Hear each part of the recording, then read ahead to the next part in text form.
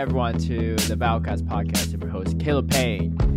Episode 140. My bad, I forgot to say the number. 10 episodes away from the RuneScape story because Anicor didn't win a regional. From 150. Oh, from 150. 10 weeks away.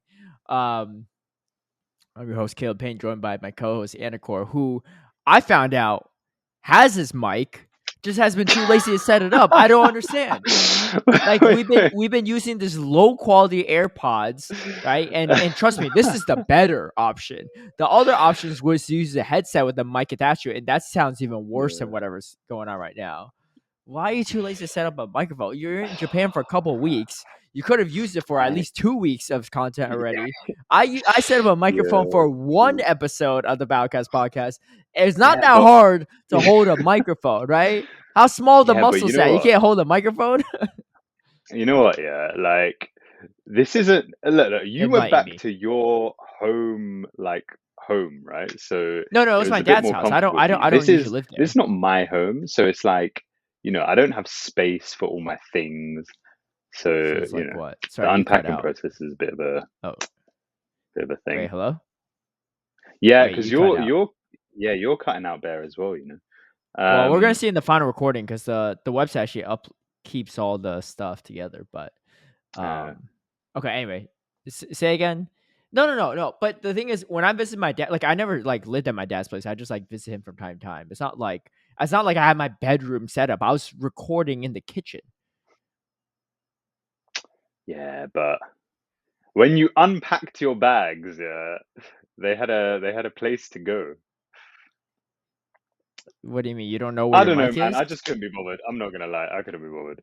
I know. I'm just waiting for the next sorry excuse after the next sorry excuse. It's what's the next one I had to rebuttal because we know it's a bad excuse. I could not be bothered, bro. I could not be because look, I don't have a mic stand here. Yeah, I got one of those. Got one of those table clip mics. Yeah, I don't want to hold it, man. Look, hey, imagine the detraction of the experience. Yeah.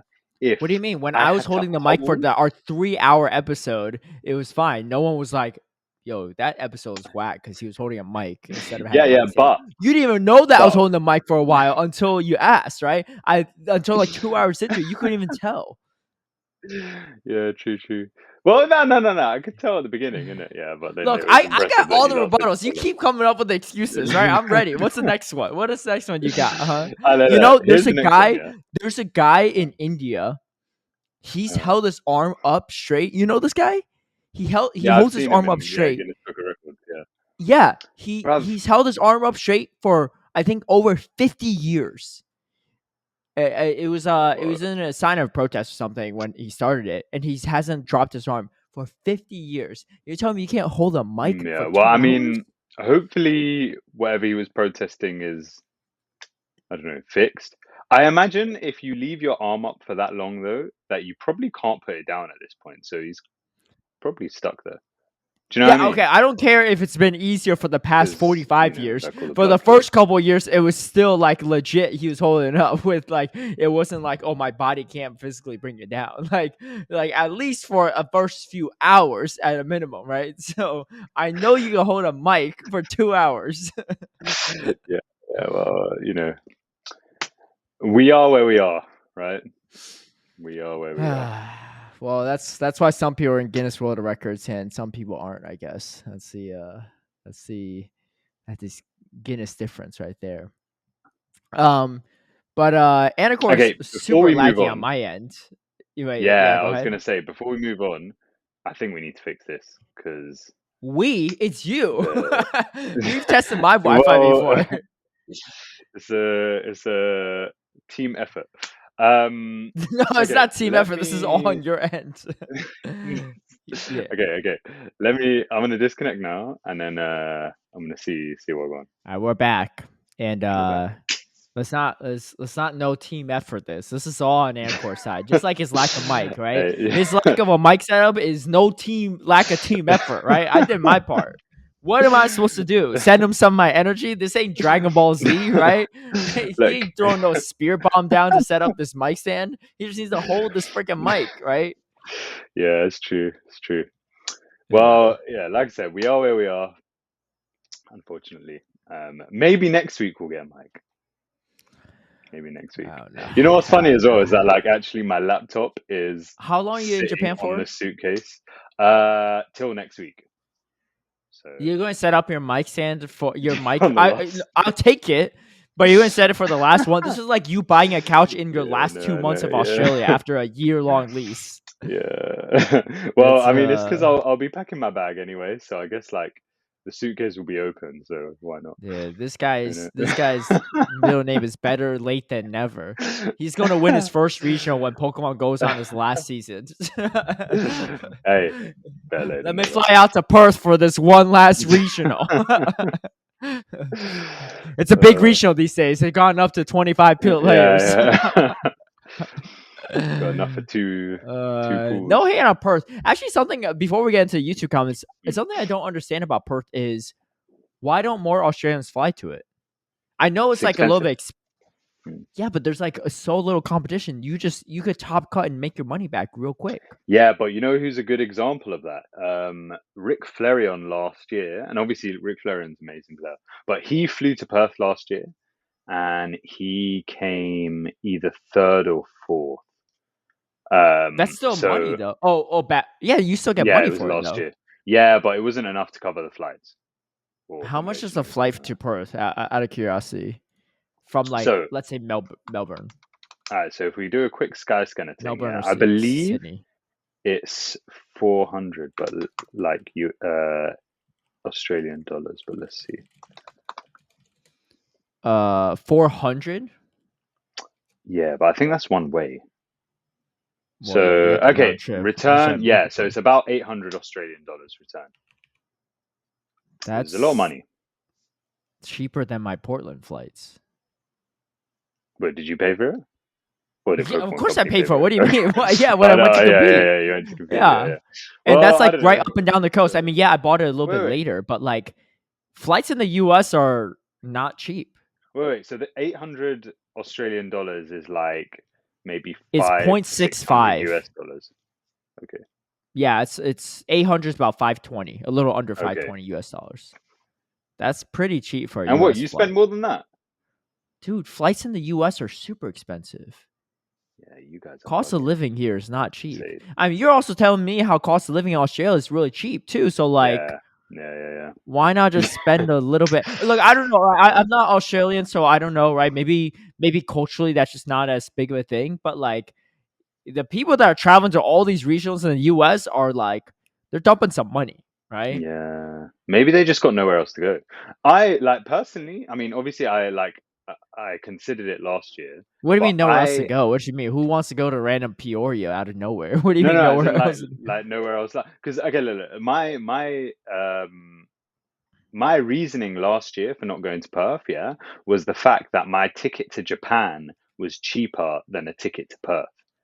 So I was like, there's no way I'm spending money on going to the other side of the country when I could just go to another country. But what if you just won Perth and got that travel award? Then it's even better.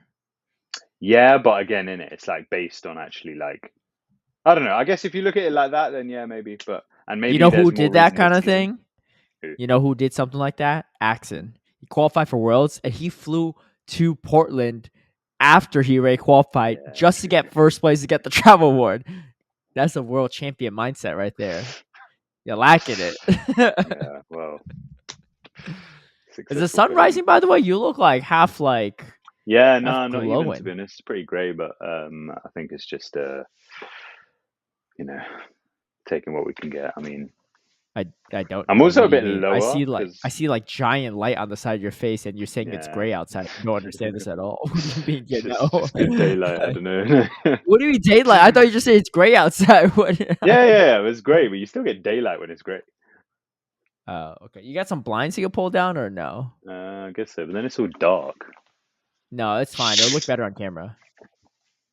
Yeah, it's 100% better. 100%. Yeah. Better. Like, the other side of your face is a little bit darker, but, like, it's fine. You can at least see the cut in your eyebrow, right? Before, there was no amazing. eyebrow to even see. Yeah. What do you mean amazing? You're the one that got that. Don't you want people to see it, right? Now you don't want to show it off? Anyway, let's get into the YouTube comments from last week's episode. Oh, heads up. Obviously, by the time you hear this, you'll probably know, unless you don't listen to the episode right when it launches. The episode's coming out later than usual. It'll probably, by the time you hear this, it'll probably be around like 8 hours later than usual or so, because I still have to edit this and stuff. But the reason being, we pushed this episode back by a day because we were waiting for Niantic to drop some news on the new GBL season, and luckily it paid off because they did earlier this morning. And I was going to update you all on the community tab and the YouTube channel, but then I forgot you can only get the community tab if you have 1,000 subscribers. I have on my main channel, right, but not on this channel. So be sure to hit that subscribe button on YouTube if you haven't, because I know we have over 1,000 listeners, but we don't have 1,000 subscribers. So please do your part so we can Literally, update you. you don't even need to watch the YouTube in it, yeah? Free, just go on there, click the button, leave. That's it. You don't have to turn on notification bell if you don't want to. You will get no notification. It's just one out of your couple dozen whatever subscriptions that you subscribe to on YouTube. That's all we ask, just so we can communicate with you all, because there's no other way of doing it now. Besides, like, I guess if I tweet about it, but that's not really the Battlecat stuff. So, yeah. Anyway, so getting into YouTube comments, Ryan Colgrove. Oh, also, if you subscribe to us on YouTube, it's much easier for you to leave YouTube comments, But I mean, you don't have to subscribe to leave YouTube comments, but hopefully you are. Ryan Colgrove says locals seem to be really successful. I'm sure we'll have an opportunity to stream future ones as well. So is it Mr. Third Place now or Mr. Second Place? Jokes aside, great run again. Guess it was one swabble too much this time.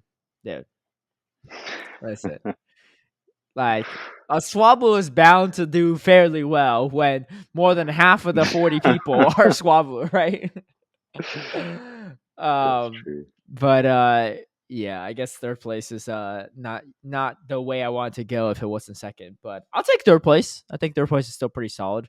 Get a decent. I think I got 32 points. 32 points. Yeah, it's something like really weird. Well, technically I'm tied like third, fourth, because me and fourth place got kicked out at the same time. It was do they do resistance for that, or does both get 32 points? No, I think we both got 32. Oh, okay, cool. I think so. But if there was a tiebreaker, I should get a tiebreaker because I was 6-0 in the Swiss, and I also beat Dre Flames. So I was telling no one there, I was like, Dre Flames, like, you're actually fourth, right? I beat you. Right? So, like, there's regardless of what the tiebreaker is, I got the tiebreaker right in my head. So, you can't argue I'm telling one I got third and you got fourth. Right? Let's just set the record straight. Infamous Match says scaling topic. Regarding the scaling topic, it could be temporary like megas to test out mon to not ruin the grind aspect, or raid revenue but allow a player to use a mon before spending those super rare resources. What does a raid revenue mean? I don't know. I don't necessarily. I know. I get what he means by the megas and stuff. Raid revenue, maybe like if you're planning to raid for something, you can try it out first at level 50. And then if you don't like it, then you don't need to raid. I think he means that, like, if there, it's like a new resource that you get from raiding. So, like, you could use this resource to do it, right? Yeah. Yeah, I don't know. I think that's my guess. Also, regarding the Play Pokemon site, I'm not saying it has to be a chat. Something on the site to say if said local challenger club is going to have the headcount before I invest the travel time to a not so close shop.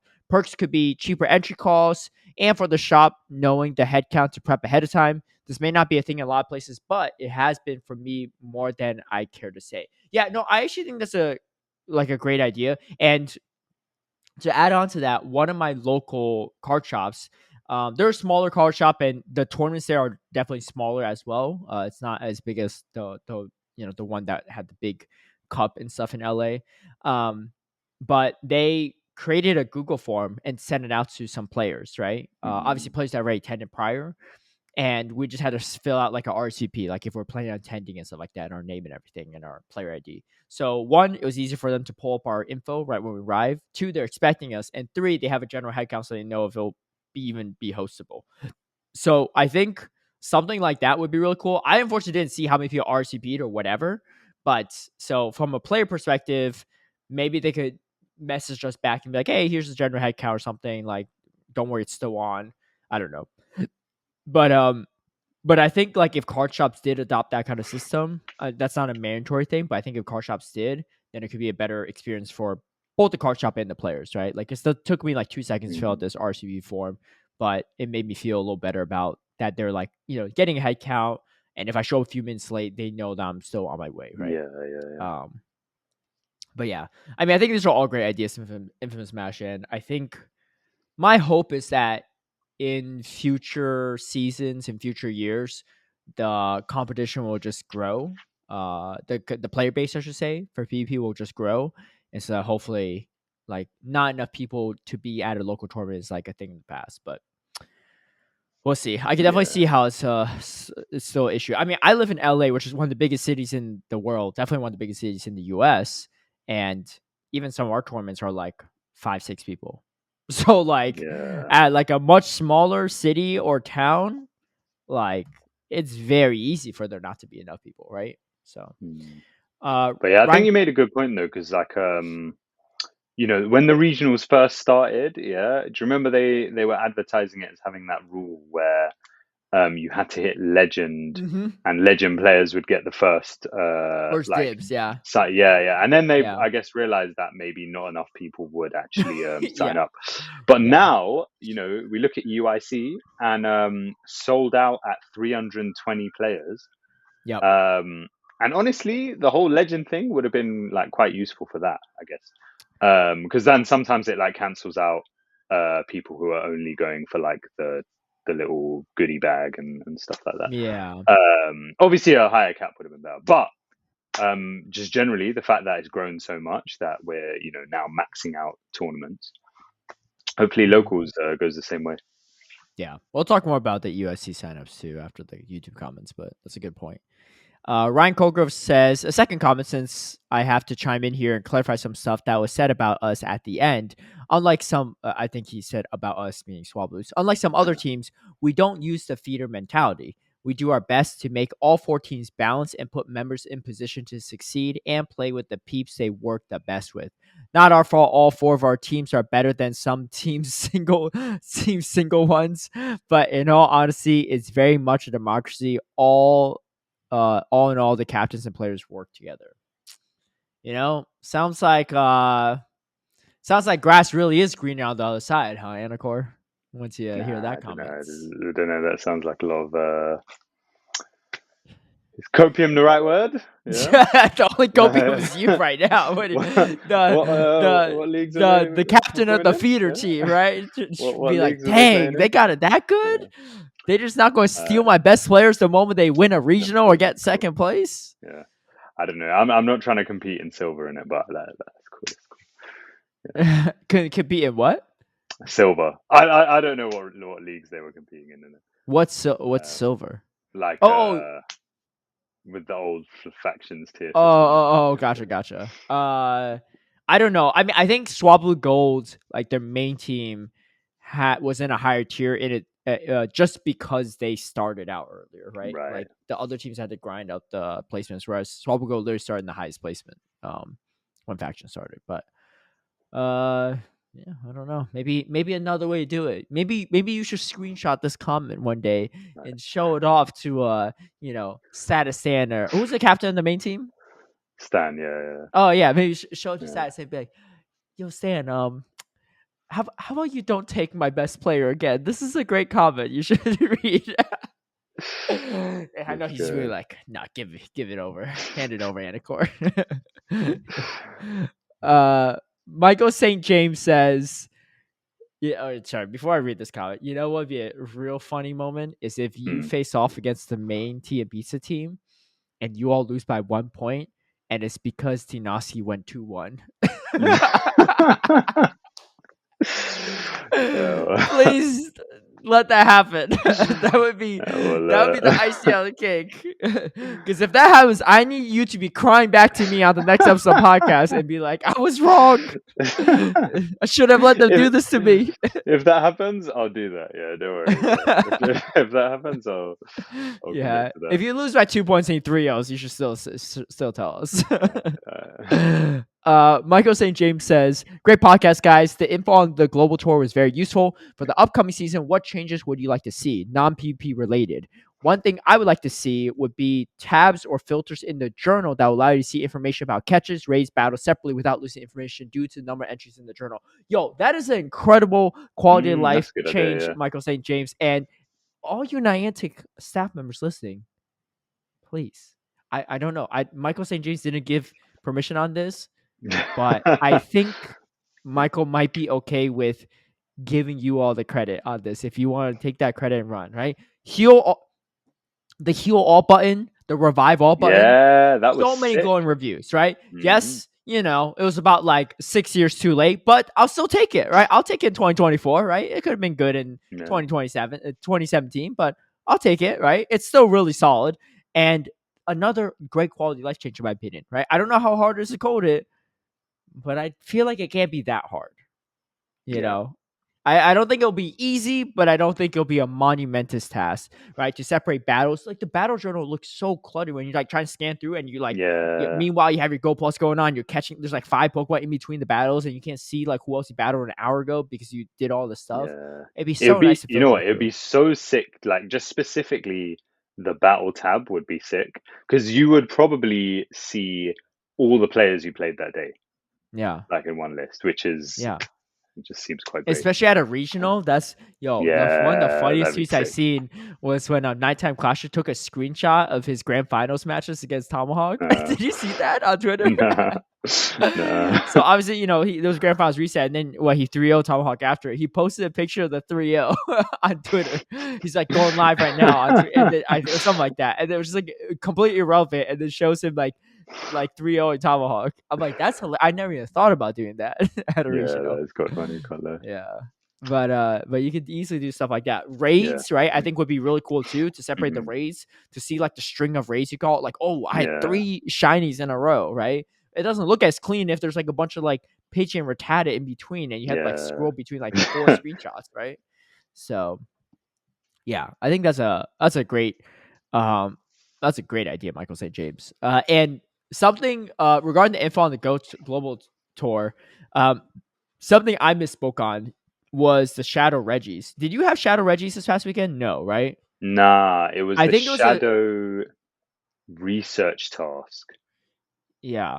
Did you do it? So the Regis was just Regigigas, and then there was Shadows in the research task, which the sick were Shadow Regis, right? Gibble. Nah. Wait, what? Oh, okay. So yeah, no. So to clarify, I think the Shadow one was for the actual like LA variant. That's why there was Shadow Regis in the LA variant. Yeah, in the research. Yeah. So Justin Kim Woo said it in last week's episode, but I said I think he was mistaken because I was like, I just saw the research Regis, right? Low 15 ones, which we also got, but there was also a research thing with Shadow Regis for just, I guess, the people that had the Go Tour LA ticket. But the reason why I didn't know about it is because I didn't do it until this past weekend. So, so that's why I was delayed. So I finally got it. I was like, when I saw, I was like, oh, this is what Justin was talking about.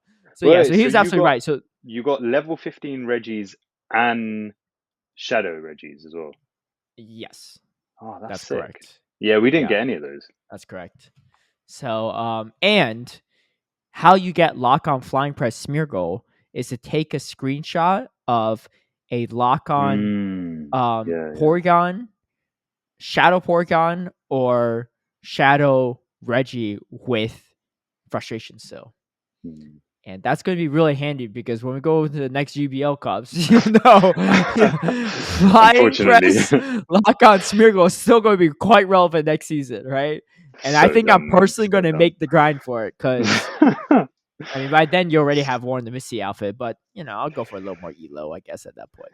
Yeah, is that you like looking in the mirror being you already have worn the Misty outfit? Trust me, Anicor, I've been doing every battle this past week.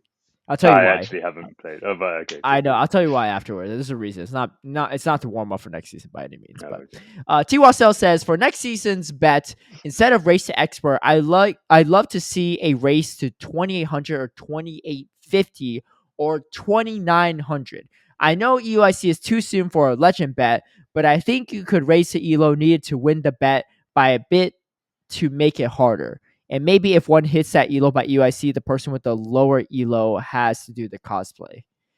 What do you think about that before we keep going? Well, I mean, okay, I kind of like it because, okay, well, what if we change the parameters slightly and it's just either legend or highest elo? Highest elo by what date? By though? a certain date. So like maybe the week of EUIC, so maybe like the Wednesday or something like that. How about this? By April 1st. Is that the week of EUIC Wednesday? No, UIC is still following, like, later that week, I guess. Okay, EUIC is on Saturday. April 1st is on the Monday. Yeah. Well, actually, April 1st, I feel like... So here's the thing, right? Because I had to travel and stuff, right? So for me to order something off of Amazon, I don't know if I'll get here in time. Right. What if we do... Right. Well, no, but I mean, in terms of like ordering stuff on Amazon, I can just order it like on UK Amazon. Yeah, for you though. What if I lose? I can order it for you on UK Amazon. Okay, fine. By April 1st then. Highest elo by April 1st. Yeah. Okay, cool. Because that also makes it a bit less like... Yeah. I don't know. It means that you still have to like play throughout the whole month, regardless of the... Well, yeah, I was going to anyway. Yeah. Highest elo by... That's a little stressful though, no? For me, it sounds less stressful because, like, with the expert, I'd rather just hit it ahead of time so you could just like freaking relax. See, with the no, because the thing is, I'm still going to be practicing for UIC anyway. But then with the expert thing, it's like I feel like, so I'm flying next week, yeah. So it's like, okay, well, realistically, I'm not playing for like 2 days, yeah, and then it's like all the settling and stuff like that, and it feels like I feel like I'll lag behind a bit too much. You like this more. Like if there's a compromise. time limit, it's fine. Let's compromise. 2850. No, should we just do highest? The highest thing's also a little bit funky too, because it depends on like. No, let's just do 2850. Because I don't want to be stressing out like for a week ahead of time while I'm trying to prep for UIC. I'm also trying to do 25 battles of GBL, right? Okay. I still might be if I haven't hit 2850. Yeah. 2850 or 2850. Okay. 2850 or highest. If no one hits 2850 for some reason. Oh, okay, or highest by April 1st. Yeah. Okay, I like that. Okay, so that it's like best of both worlds, I guess. Right? Yeah. You know, April 1st is actually my birthday too. Oh, swear! Yeah, it's Man's not a joke. Fool since birth. Yeah, that is wild. Joke's on you. It's actually not my birthday. No, I'm just kidding. It's my birthday. Yeah. Joke's been on you for like 30 now you're real confused. You think it is or is it my birthday? No, but like by the look of that hair, yeah, I think it is your birthday, bro. Wow. We'll see. Very much looks like it. Okay, so let's continue. So let's go with the 2850 idea then. Cool. Also, Tiwasel says you're hyping up this Icicle Spear buff for Walrein, but we have Dugong now with Ice plus ground moves that already covers Gligar and Whiscash and all the other things you're wanting Walrein to do. I think the change will probably be fine, but it's not totally necessary because Dugong can fill in the same role. I guess so, but like, what's another Walrein's option? a bit more offensive, is the other thing. Do you know what I mean? Innit? So it's like even having the same coverage. Move. Yeah, exactly. It's like two Mons having the same coverage doesn't necessarily make them the same, right? So obviously with Dugong being a bit more defensive, it's like Walrein is more likely to be able to flip things like an Annihilate versus Dugong. Obviously Dugong I guess can do that as well with Evolve, but yeah, I feel like this is going to be similar to Whiscash versus like a Shadow Swampert or maybe a Shadow or Quagsire coming up if looking at the Aquatail buffs. Because Shadow Swampert still has play right now, but you know, Whiscash is pretty popular. Not to say that Dugong would be more as popular as Whiscash is to Walrein if Walrein was Swampert in this analogy, but I think we're going because there's 4 different moves, right? It's Icy Wind, Icicle Spear, Drill Run, and Earthquake, right? Yeah. And no, on top of that, the fastest actually different is Ice Shard and Powder Snow, right? So there are definitely some big differences. Whereas I mean, Whiscash and Swampert both have 2-turn Mudshot too, right? So it's Yeah. even that's a little bit more similar. I feel like getting an energy advantage on a Walrein is going to be more impactful than getting an energy advantage on the Dugong. Yeah, I agree. I also Wolverine will have a lot more play in Ultra League too, right? Dugong's not really relevant there, so True. I don't know. I don't think it'll hurt to rebuff Wolverine. Rebuff their Icicle Spear. I would say leave Earthquake as is for now. TLSL says long term, I think reverting the Psychic nerf could be good, but it's nice to have a break from Medi, maybe for like the September or December update. That could be interesting. Bring back Medi for honestly, I wouldn't even mind if they bring back Medi for Worlds for the June update. Yeah, why not? Could be interesting. Diversifies the fighting meta a little bit, right? But I think Annihilate will still be pretty relevant. I don't know. We'll see. We'll see how it goes. But yeah, that does it for our YouTube comments. Let's talk briefly, I guess, about Sinotaur. What was your haul like? Yep. Let's see, right, Mr. Raid Master here, right? All these gyms in Japan. What are the XLs you got? How many shinies? How many hundos? Okay. So I'm feeling like there's great disappointment in your voice, but nah, go ahead. I'm not disappointed at all yet. You said you did 70 in one weekend, yeah? Bruv, I did like double that. And I didn't even raid. I mean, I have a life outside and of I didn't play Go. on the Sunday. So like that was pretty much, or like I played so pay to win, or maybe like an hour on the Sunday or something like that. All right, so what you get? What's your haul? How many you get? How many what did I get? How many raids did you do or whatever? Well, I did like I said, I did like 130 raids or something like that. Of Palkia and Dialga? Yeah, so I did Palkia up until I got the XLs for one of them, and I happened to get the Hundo at the same time, so that was cool. Really? Does it have spatial rend on it? Yeah, because I chose that one. Because you chose that one, right? And then with Dialga, to be honest, less successful. Like I ended up doing loads of Dialga raids because I wanted to get enough XL for 2, just in case like the non-origin is, the altered form is pretty good. Yeah, it's still good, and I got a hundo at the same time as well of that one, of the non-origin one. Okay. I didn't get the hundo of the origin, but like I'm not too bothered because I don't think I'm going to build it anytime soon, and I'll just do like non-lucky special trades every day or something. But I got like how many shinies? I think I got bare shinies. I got 3 Dialga shinies, and then I think one of the non-origin. Yeah, right. Shiny rates are super low. That's what I was saying last week. I don't know how much a lot is in it because. It's usually like I think the rates are usually like 1 in 20 or something. Oh, okay. Well, yeah, I guess so. You should have got like 70 or so, or 7 or so shinies at least. Yeah, I think overall I got like 4. Yeah. Okay. No, you got the stuff I don't really like shinies anyway. Innit? Like, yeah. It's like I'll take your shinies then if you don't want to. I'll just give you a non-shiny in return. Yeah. I don't mind. I'll take a shiny. I'll give you an LA background one. How about that? Yeah, cool. But let's do it on lucky in it because like then it will be actually useful. Well, yeah.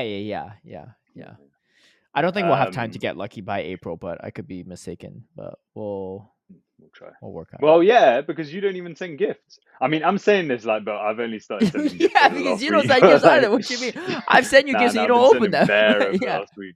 Yeah. The only reason why you just noticed I don't send gifts is you opened my first gift I sent in freaking months, and now you're like, what's next? How am I supposed to know you opened the gifts, right? When you don't open it regular, I don't scroll that far down the friends list. Yeah, that's true. That's true. But yeah, the weekend in general, I think it was cool. Like again, I think I didn't bother catching anything. One thing I think kind of overlooked was the Basculin.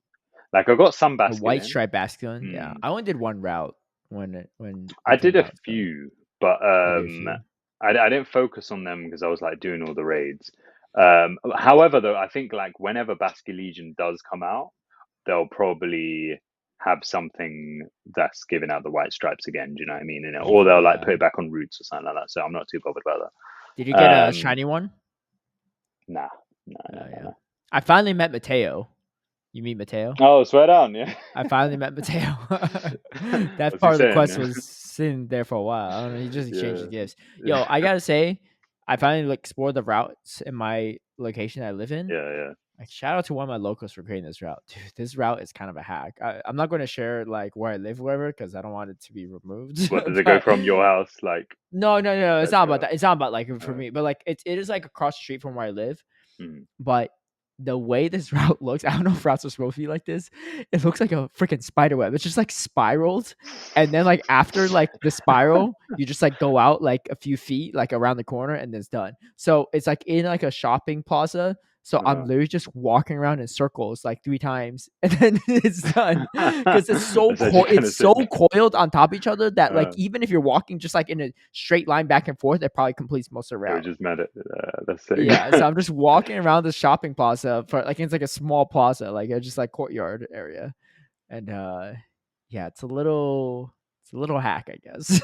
But Take those. maybe I'll have the Zygarde cells I need. My Zygarde is the IVs are so bad, it's just not worth making. It's like 11, 12, 11. Yeah, I Like feel that's the why same I've as been well. so unmotivated. But Yeah. freaking Zygarde is so annoying to face in Master League. It is crazy stupid. Like it just it has something for like almost everything. Yeah. But I And mean, hopefully now with Palkia being a bit more relevant, no, it's not like a hard check to it. It's just obviously like a soft check. no. What do you mean a hard check? The Zygarde is a check to Palkia. Well, How's Zygarde still Palkia a win. check to Zygarde? You have they're Uh, hitting with Dragon Tail, and that stuff yeah, adds but up. you've also got Spatial Rend, that takes forever. You're like down to like half your health. They just shield once and you're done. exactly. It's not like a super effective like Aqua Tail by any means. Yeah, let me sim this for you, right? Zygrade. Spatial Rend, Palkia, and Zygarde, right? Zygarde, assuming they're not even running Outrage. Yeah, Yeah, it's you lose close. to zeros and twos. Yeah, that's close. I think. That and the ones you had to bait with the Aqua Tail, they just shield their Aqua Tail and you're done for. Yeah, true. Wow. And if they're running, let's say if they're running Crunch Outrage, you lose. Yeah, it's the same situation. No, the Wait, Zygarde Zygarde gets is outrage. Zygarde gets Outrage as well. I saw one running Outrage and Earthquake. So like I got hit by an Outrage on my Landorus Therian form, which obviously hits harder than a Crunch. Yeah. So I swap in my Dialga. I was like, well, ain't no way they hitting Earthquake too, and they hit me with an Earthquake right after. I'm like, what? Mate. Yeah, they got Hyper Beam as well. Bulldoze. Yeah. Don't buff Bulldoze because that thing is gonna be. Yeah, that's gonna be worried.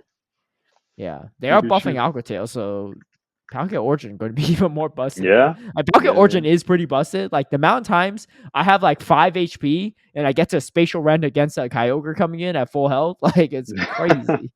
It's so good. I'm looking forward to playing with that. I can't lie. Yeah, it's actually pretty fun. I on mean, my I would Master definitely. League journey. Yeah, I mean, there's some other stuff coming out from Master League. It's going to be Zarude, I heard, is making an appearance. We were just talking about this. And I've last just week. finished level 15 my Zarude. Wait, do you have good IVs on it? Yeah. What is it? Yeah. It's 14, 15, 15. Wait till I get the hundo. Yeah. You spend all this resources on one that loses CAP to everything. Everything, yeah. All them Zarude out there. Yeah. Well, it's about to be by the time Master rolls around. Everyone's going to have a 15 attacks Zarude besides you. Well, that's a pretty good Zarude, though. I will give you that. Okay, well, with that being said, I feel like we should discuss the new updates. So, yes. Let's get into that. I lost so much. Well, I didn't lose so much sleep, but I lost so much sleep over the last couple of days. Okay, first of all, yeah, top level trolling of pushing out the season update, having a link to the GBL page, and it going to like a 404 page not found.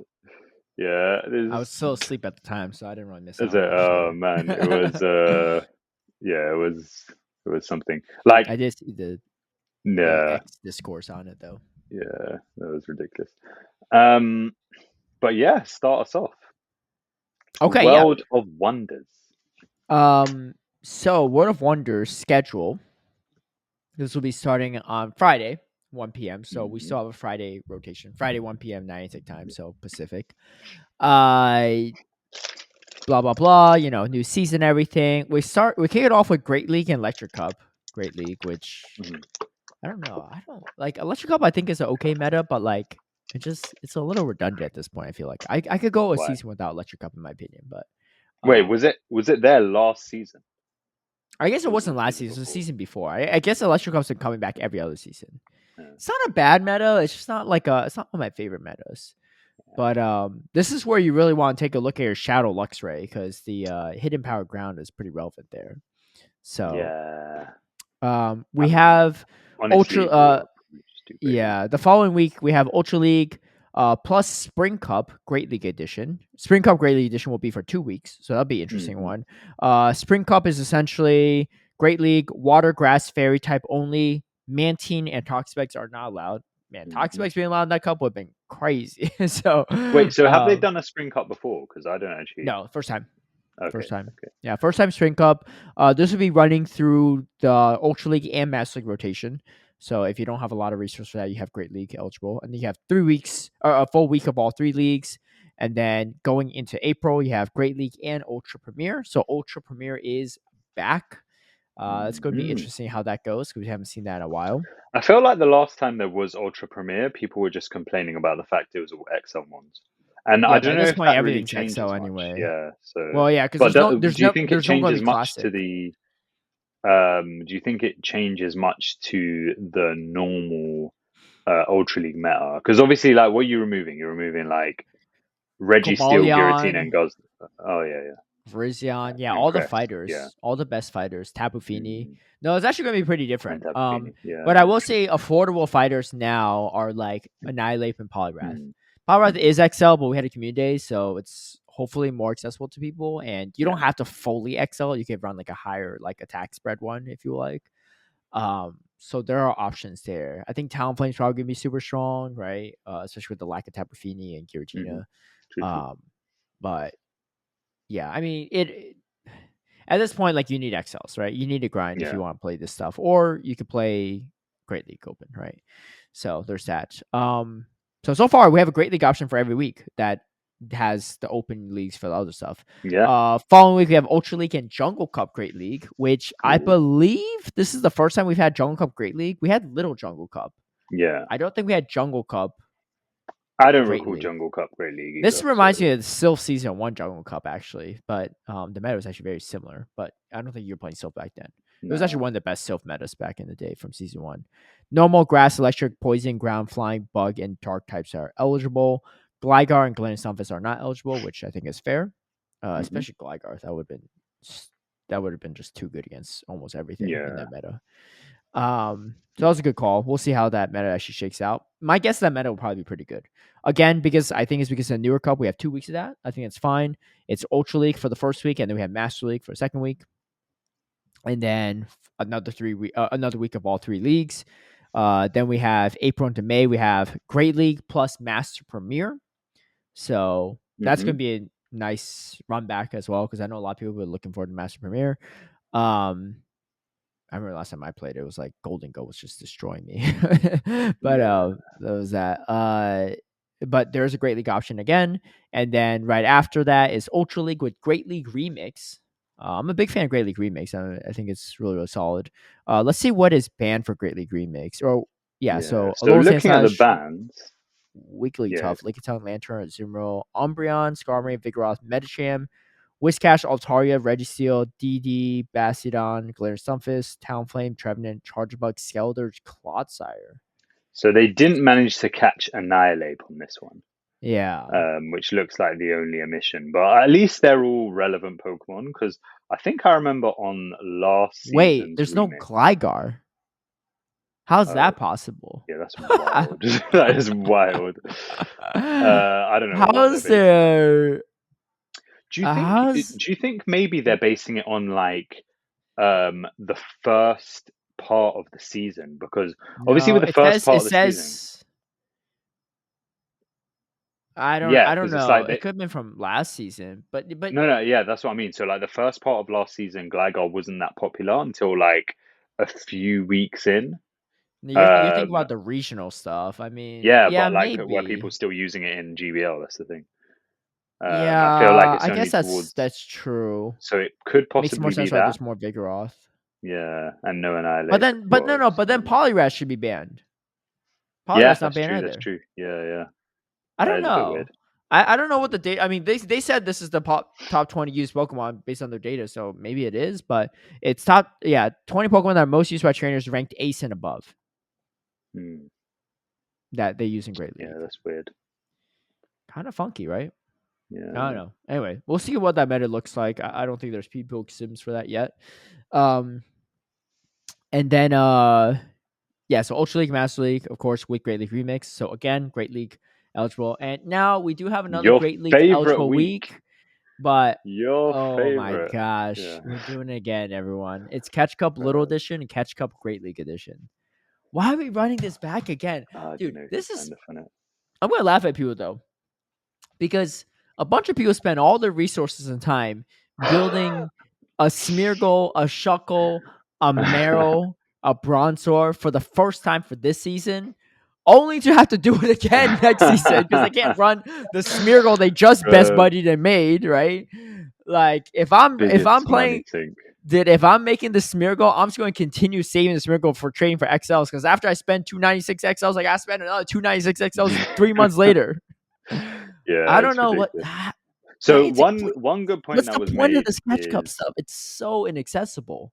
So like if we look at like we'll obviously get onto the move updates later, but there was no change to Scold, and that seems like the move that was most likely to have a change to it, yeah. And so Nezabethan actually pointed out that obviously they have to prepare these changes in advance. Scald wasn't really like identified as a big issue until maybe like halfway through the season.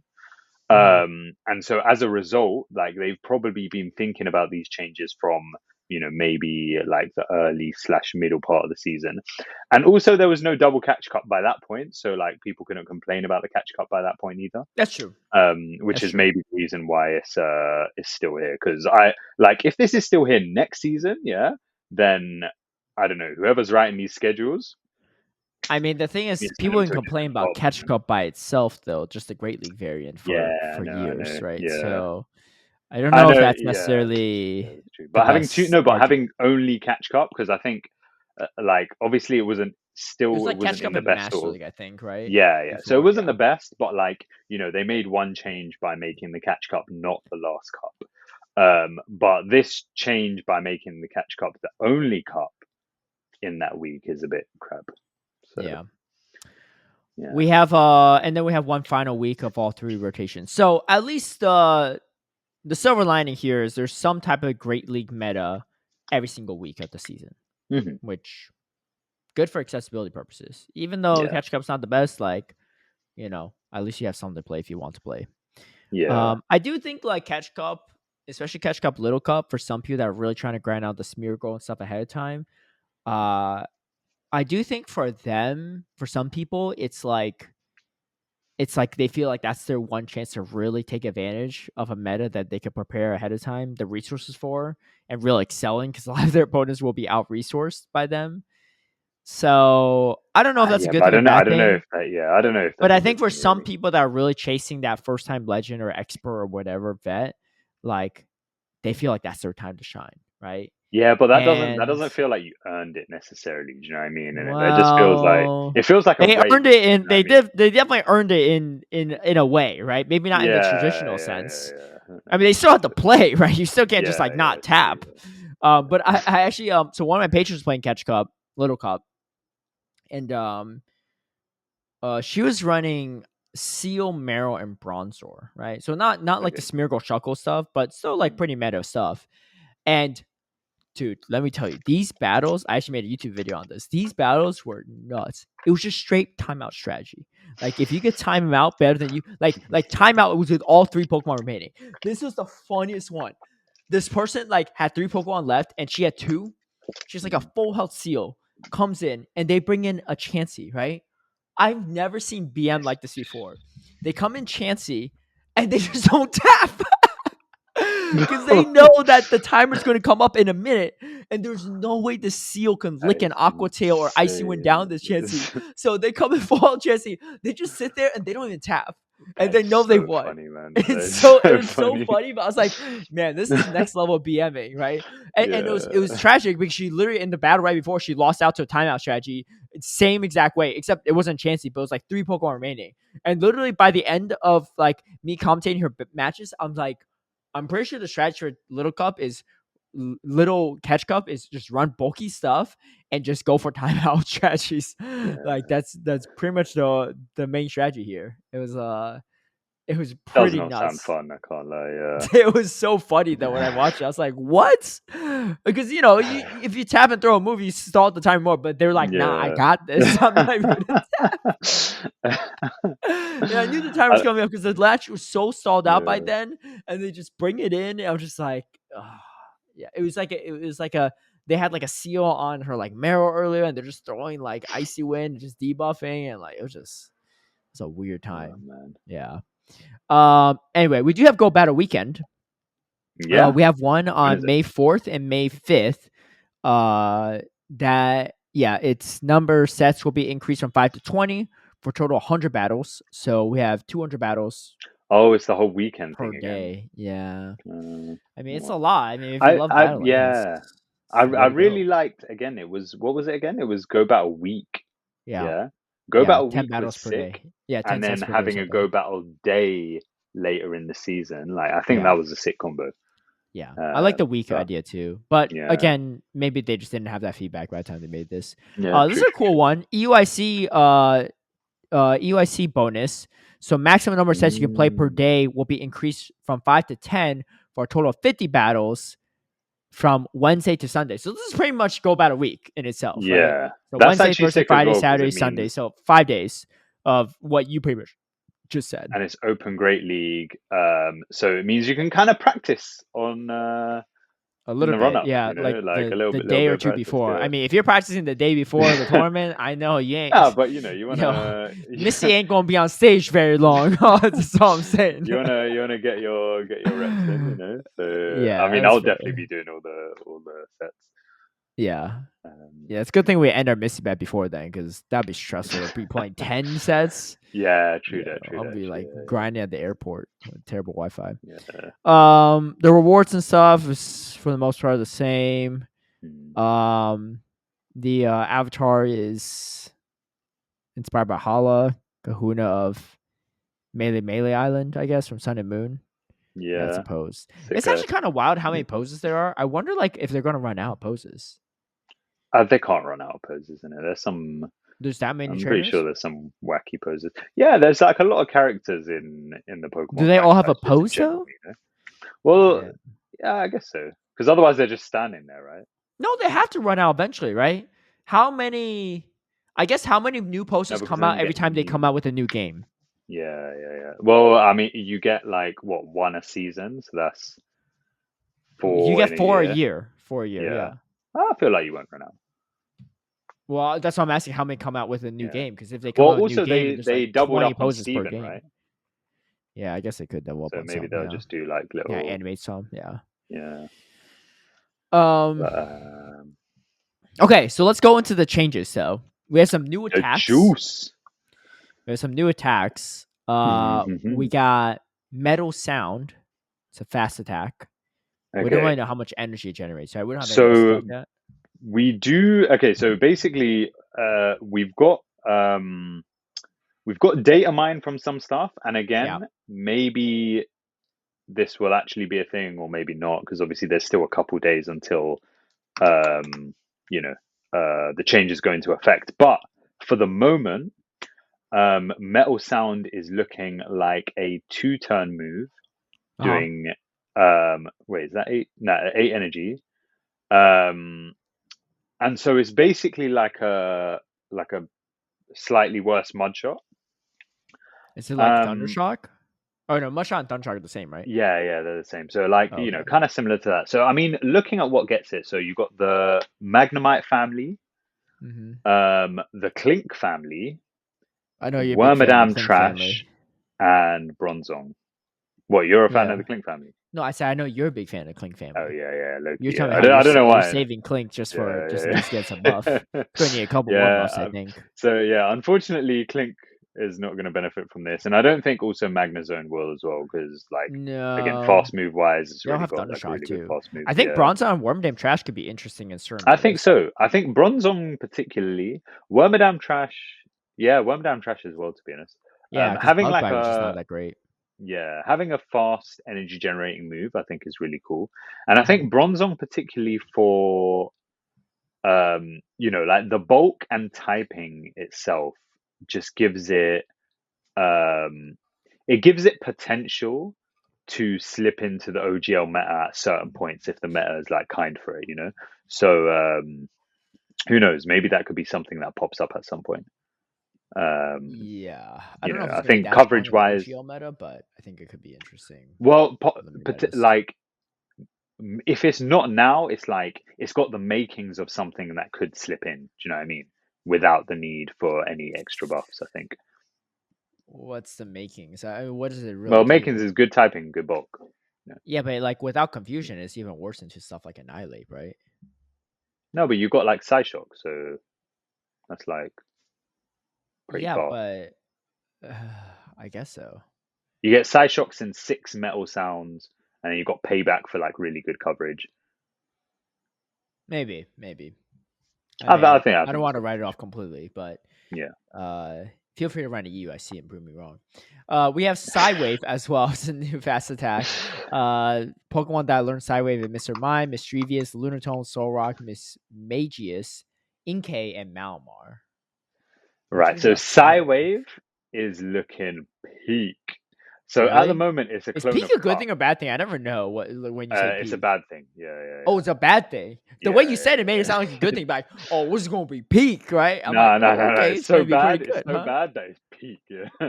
No, but don't say it like that. Because you say it like that's like okay. it's hot garbage, right? Yeah, That I know, right? When you say it's peak, I'm like, huh? I was like, yeah. No. peak sounds like good, right? Like you're peaking, right? Yeah. No, peak means bad. Oh. Always means bad. But yeah, it's looking really bad. 2 energy. So with a lot of these, when they've got so obviously Niantic only tells you what the power is or the damage, and then you kind of have to wait until the energy comes out, right? So with a lot of these, I never understood that. Yeah, I don't know really why. No clue why. But like when you look at like the damage of this, it's 3 damage. So you're thinking, oh, it could be something like a lick or a water gun sort of thing, yeah. Brav 2 energy per Psywave. Why would you run that over Cycle Cut, right? On like you Malamar literally would you just would not run it like full stop in it. So yeah, that's a throwaway. But again, this is only data man, so it's very possible, if it gets changed to something like 3 energy, then it's like, okay, that's kind of respectable. If it gets changed to 4 energy, they'll be kind of mad. So who knows? But for the moment, it's looking pretty terrible. So okay.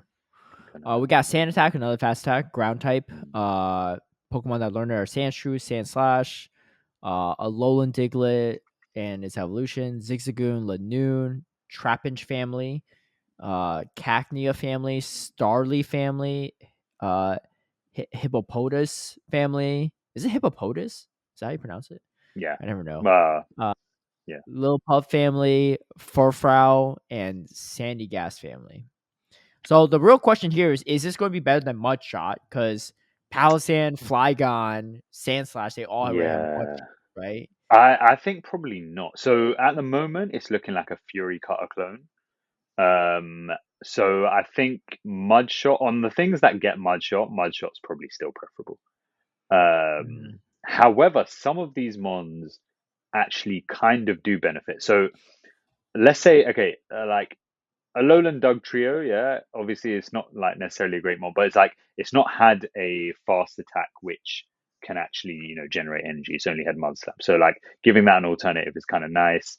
However, Hippowdon, I think, is probably, out of all of these, I think is probably the one that benefits the most, because again, Hippowdon didn't have really solid fast attack. It only had like the fangs, I think, like Fire Fang Ice Fang, maybe Thunder Fang and Ice Fang as well, and Bite.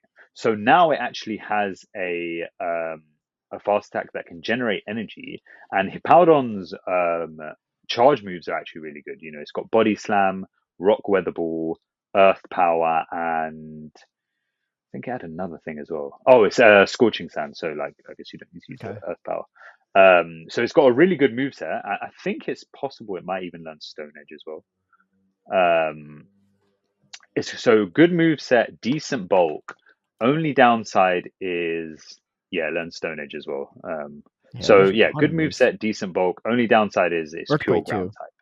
Yeah. So I think that looks the most interesting, Hippowdon. It's about to be the next Claydol, in my opinion, at this rate. But you think so? Yeah, I don't know, bunch man. of moves with still the bad typing and stats really to do much with it. No, the stats aren't bad. Typing is not amazing, but I think I wouldn't write it off just straight away. You know, I think it can be interesting in certain metas. What would you use what for? The Hippowdon. Yeah. Well, okay, so there's more potential, I guess, in Master Premier, because obviously it was like a very Ice Fang before though for the Dragonite matchup. But you've got Rock Weather Ball and you can span it out, so like. Yeah, you still lose Dragonite though, I think. Master League stuff is bulky. Let's see. And the Mudshot damage just don't do enough. Hippowdon. Give it Mudshot if you want to really see how it does. Here, you know what? Let me just check it for you. All right, let's just say. Was it Sand Attack? Yeah. Sand Attack. Here, I'll submit for you. All right, it loses all evens, even if it had Mudshot. Weather Ball. I'm not even doing this Sand Attack. And Sand Attack, you're telling me is worse. So what's Sand Attack going to do, right? I don't know. I think it still has potential in it. I don't want to write off things until they start. Around. Yeah, I don't want to write off things until they start getting play in it, because I feel like people do that too often, and then and then they start clocking certain things are good. Yeah, don't worry. There's no Hippowdon this season. That's all I'm saying. All right, well, please log how many times you beat a Hippowdon. Yeah. No, I'm going to log how many times I face a Hippowdon. There's not going to be any, right? Because I'm not going to be in the pits this season, unlike you. I'm just saying. I'm expecting to hear you lost to a Hippowdon. Yeah, when you're facing all these Hippowdon every week, you let me know. And then I'm like, man, this Misty bet going well for me. I'll just put it that way. Naysayer. There's a few attack changes as well. So Shadow Bone increasing by 5 damage. This is kind of cool. Yeah. What learns Shadow Bone besides Alolan Marowak? What, in the main series? No. In Pokemon Go. Oh, nothing. Because they're not adding it. Yeah. Okay. It's just Alolan Marowak. It's really just Alolan Marowak. Okay, so just a straight strict buff to Alolan Marowak. I don't hate it. I think it'd be interesting. Nice. Yeah. Brick Break. It is entry cost is increased, but guaranteed to lower the opposing Pokemon's defense by 1 stage. I don't know. Yeah, I'm not sold by this one personally. So it's has great coverage with Rock Slide, Body Slam. Yeah, I mean, I don't think it would be for Vigoroth anyway, but they've given Brick Break to stuff like Como. That stuff is. Yeah, and I think it could be okay for Como. I don't know about Hakamo already had it. Yeah. So yeah, it's. The thing is that they're increasing the energy required. So again, assuming that it goes up to 40, I think that kind of even if you get the guaranteed defense drop, I don't know if it does much for things. There's okay, so Como, Hakamo, Go-Go, which isn't even legal. Magmortar, Thunderous. Yeah, I don't know. I'm not really so. Oh, I guess Raichu as well. Yeah, I don't know about this one. Yeah, I'm not sold by this update, mainly because of the increased energy cost. I feel like if they left the energy cost the same, then maybe it could be interesting. Yeah, because the damage is still the same too. Oh yeah, no, definitely not worth. Yeah. Yeah, we just read that one off. Cross Chop increasing by 5 damage. Yeah, that's I don't really hate that. interesting. Yeah. I think that'll be good, especially for Machamp potentially. I don't know if Machamp's gonna make a play in the meta, but maybe in certain metas. Yeah, Machamp, Primeape Obstagoon, maybe, Primeape. yeah, I Those don't are know all about like Obstagoon, the solid cross chop users. yeah, Obstagoon is always annoying because all my teams are weak to Obstagoon no matter what. Yeah. But luckily, it's not really that meta. What else gets cross chop? Yeah, those are really the only, and then Barbarical in terms of like yeah, like like limited cup sort of thing in it. yeah. Also Golduck for everyone who I do know that. I made a was waiting Golduck on back in that the day Golduck for buff. Ultra League. Yeah. I powered up 100. This was before level 50 was around. It was a Oh terrible mate, investment. useless I was going Golduck. like cheese ABB line. I was running Slowbro and Golduck. Double confusion. Double confusion water types. It was not good. Yeah. Aqua Tail gets 5 extra damage. That could be interesting. That's Especially with looking. Quagsire. Yeah, that's looking kind of big because they've also given Aquatail to Gudra as well. So, Yeah. not only is this a huge update over having muddy water for Gudra, obviously we were talking about Palkia as well. Really good.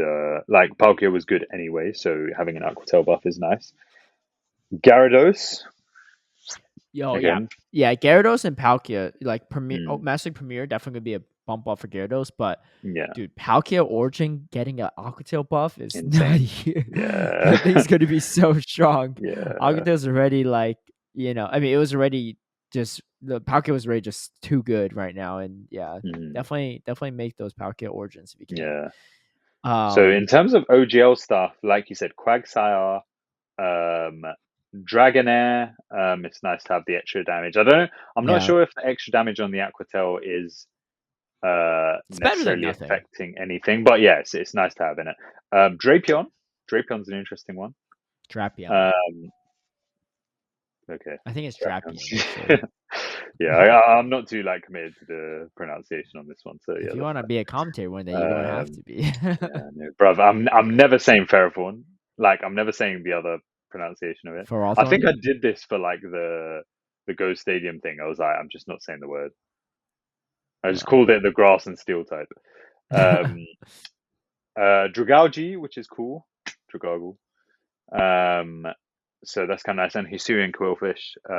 So I guess that comes under the same sort that's of. That's super meta relevant in Battle Frontier and stuff too. Yeah. Yeah. So yeah, and also wait. This is one I just noticed right now. Yeah, but okay, Duo. Yeah. Now hear me out. Yeah, obviously not for open or anything like that. Yeah, but for certain, look, it's got Fury Cutter / Water Gun. Yeah, Aquatail and X-Scissor. If it's not good in Evolution Cup, it's not good. Because it's eligible to do Evolution Cup. Yeah, I don't think so. Well, I don't think that 5 damage is going to make it relevant, but yeah.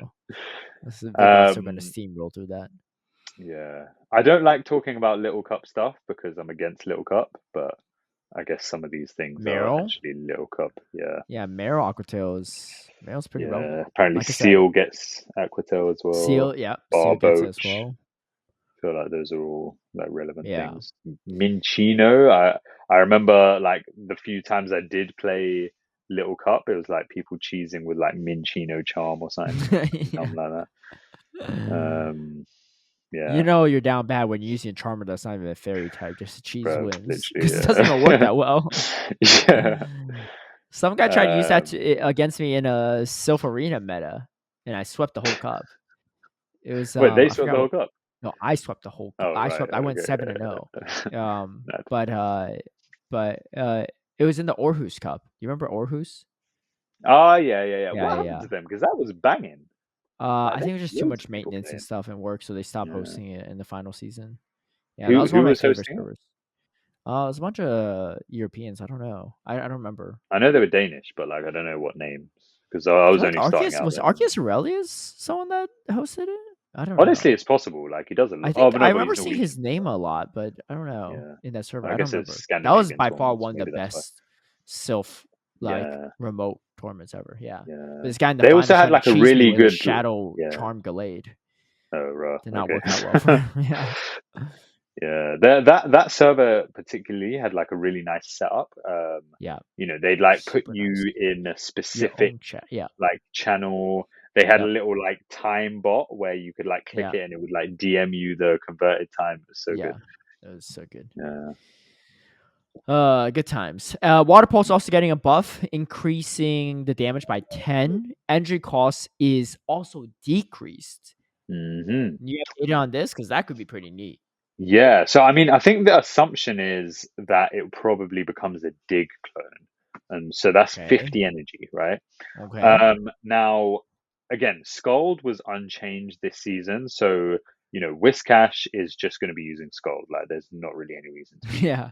The funny thing is, all it. the bros also have Scald and Surf Yeah, too, so they're exactly. not going to So run for it. them, it's Uh, irrelevant as well. Interesting. However, the things that it is relevant on, so Mantine. Mantine is the biggest one, I think, here. Um, yeah, Mantine's Araquanid. definitely the biggest recipient from it.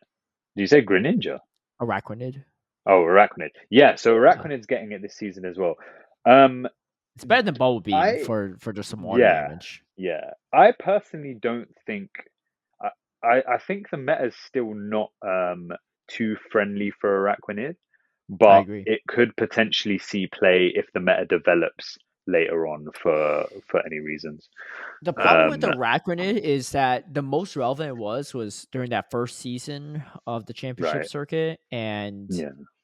the thing is, in that meta, there pretty much are no flyers. Like there weren't a Yeah. lot of people running flyers. Occasionally a Mhm, Skarmory, once in a while Altaria, but most people weren't running flying types in that meta mhm.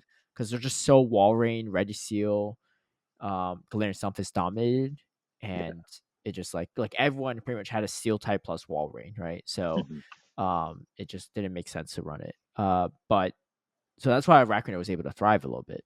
Um, Yeah. However, like I said, hey, buff Walrein again, so Arachnid makes a comeback. Might be Yeah. it. Might be worth. Might be worth. Uh, It does wall off the moveset of Whiskash too. yeah. Yeah. Yeah. So I mean, obviously, in terms of that role, like Mantine is probably just more preferable. Um, but that's super interesting for Mantine because is it Mantine or Mantine? Because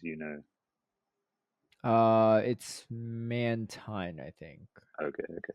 I don't Yeah. know. So I actually get confused too. Like there was like a whole debate about this within production, actually. I swear. Yeah. Well, I mean, okay. What's it based on? Let me see. Manta Ray and a I think they um. said it's. So I think it's Manta Mantine. Ray What did I say? Mantine or Mantine? Mantine. I think. I think it's Mantine. I guess the pre-evolution is Mantike, so that would like Oh, that's a good way to imply think of it. that Yeah, it's I Mantine. think it's Yeah, yeah. Mantine. Yeah, yeah, Okay.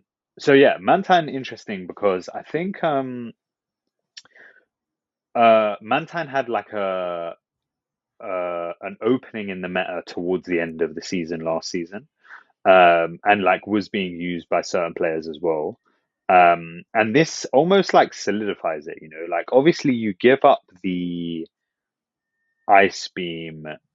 You'd most likely be giving up the ice beam to yeah. replace with this water pulse, but that's not going to affect your Gligar matchup. So It's that was better. really like the it's better. Yeah, Oh, oh because yeah, because I guess you get there quicker. the problem with Ice Beam is if you don't land the Ice Beam and they shield it, that matchup is Mhm. so uncomfortable for Mantine. Yeah, true, true. Like, um, what I just said Mantine. I think it's Mantine. Is it? I think But it's we just Mantine. said the Mantike thing in it. But I know, I don't that's know. my bad. I It think it's doesn't matter. It Mantine. doesn't matter. No, because I Yeah. just realized when I said it naturally, it's whatever I Uh, naturally say. I think I said Mantine because you said Mantine. Anyway, whatever I whatever. naturally Mantine, say. Mantine. Either way, I think Yeah. because I played that matchup out, I was running a Mantine originally for my Mm, Portland team, and I dropped it for a Zumro last second. right. And part of it was because it was just so uncomfortable to Gligar, which honestly, Zumro is Mm, not that good into Gligar either, all things considered. yeah, yeah. Um, but yeah, the if you don't land the Ice Beam, it's terrible, right? Obviously, in the zero Mhm. shields, it's great. Or if you bait with an aerial ace with a shield, then you throw it, Yeah, it's great. But I think the lower energy cost of it will definitely help quite a bit. yeah. But yeah, let's get into the Pokemon that get these new moves. So, like we said, Arachnid gets Water Pulse, Gudra gets Aqua Tail. Could be interesting. And Polion gets Steel Wing. That's kind of interesting. That'll be pretty cool to see, I think. We'll see how that goes. Feraligatr gets Shadow Claw. That's a cool one. I think that's kind of like almost a way to help check Whiscash, I guess. Because you could tank Mud Bomb for sure on Feraligatr. Whiscash, but the Hydro Cannon's going to hurt. Hydro Cannon's going to, Yeah. And I think it's nice. Feraligatr has a nice coverage as well with Crunch. Because something like a Blastoise, for example, like having the Ice Beam is just kind of annoying when you're going up against something that you have Ice Beam on Feraligatr like too, water types in general. Yeah, I know, but it's like going up against water types. It just means that you're like kind of walled. So you want something that's a bit more thingy. Because I don't know, but like maybe I can sim it. But I imagine even against a Azumarill, obviously you're getting walled off by a Azumarill with Crunch as well. But I don't know. Some of these like Hydro Cannon users can sometimes just like Hydro Cannon their way through an Azumarill. Yeah. Feraligatr's number 9 on PV Poke, actually. Yeah, that's super interesting as well. Kind of interesting. Yeah. Carbink actually moved up again somehow. Carbink is that's interesting because I feel like I feel like what is Carbink benefiting from? Like unless it's like Mantine buff, but even that is, but that doesn't it doesn't yeah, help maybe, but then why Carbink, like all the other steals and rocks should have been up there. Wait, let me go to currency. Let me see what Carbink's rated because I don't remember what was ranked this season. Oh, well, Carbink is ranked number 5. so this season. So it's, I guess, yeah, so it's only moving up one spot, which is not really. I look at this. Carbink's not actually that meta relevant, though, in my opinion. But Feraligatr beats Azumarill in the 1s and 2s. Going straight just Hydro? going straight Hydro. Yeah, that's pretty nutty. Yeah, Feraligatr is kind of cool. Yo, honestly, I love a good Feraligatr buff. You know why? Because that's going to be Shadow rank 1 or something. No. Oh, okay. I actually do know someone with that. Actually, I think. Yeah, I won't even say who, but yeah, I know. I think it's like Shadow rank 1 of that, and like Shadow rank 1 of like the Crocodile or whatever. Anyway, Amy, increased Feraligatr might mean a decrease in Mudboy usage. And I'm just saying, Bastion does pretty good into the pure waters. Those stone edges hurt. Yeah, but you still don't win. I feel like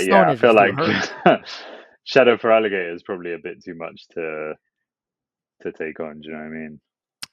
Okay, you know what? If they're down a shield in the 1-0, Bastion wins. You can't say that about Whiscash and Swampert or Quagsire. Okay. That's big copium. I'm looking at the flipping the little matrix thing. What do you mean? And it's like the only 2 scenarios it wins is if 1 there's 0, no shields on Feraligatr. Yeah. But that's fine though. There's gonna be times where fair enough. Yeah. I feel like Feraligatr will just lose every matchup in that scenario. But, maybe. But that's the whole point, right? Anyway. It's a little more frail. I think it could be interesting. Gallade gets Psycho Cut, which I don't think is super relevant, but it could be interesting. I don't know. Throw, Sock, Crocodile, Crabrawler, Crabominal, Crabominable. You know what I mean. Como all get Break. Hakim already had it. I think that's just a typo. Don't let you have an aneurysm. Diglett, Dugtrio get Mudshot. Graveler gets Mudshot. What's this, a legacy move? Yeah, so the Mudshots so they're adding non-usable legacy move. So that's just really cool.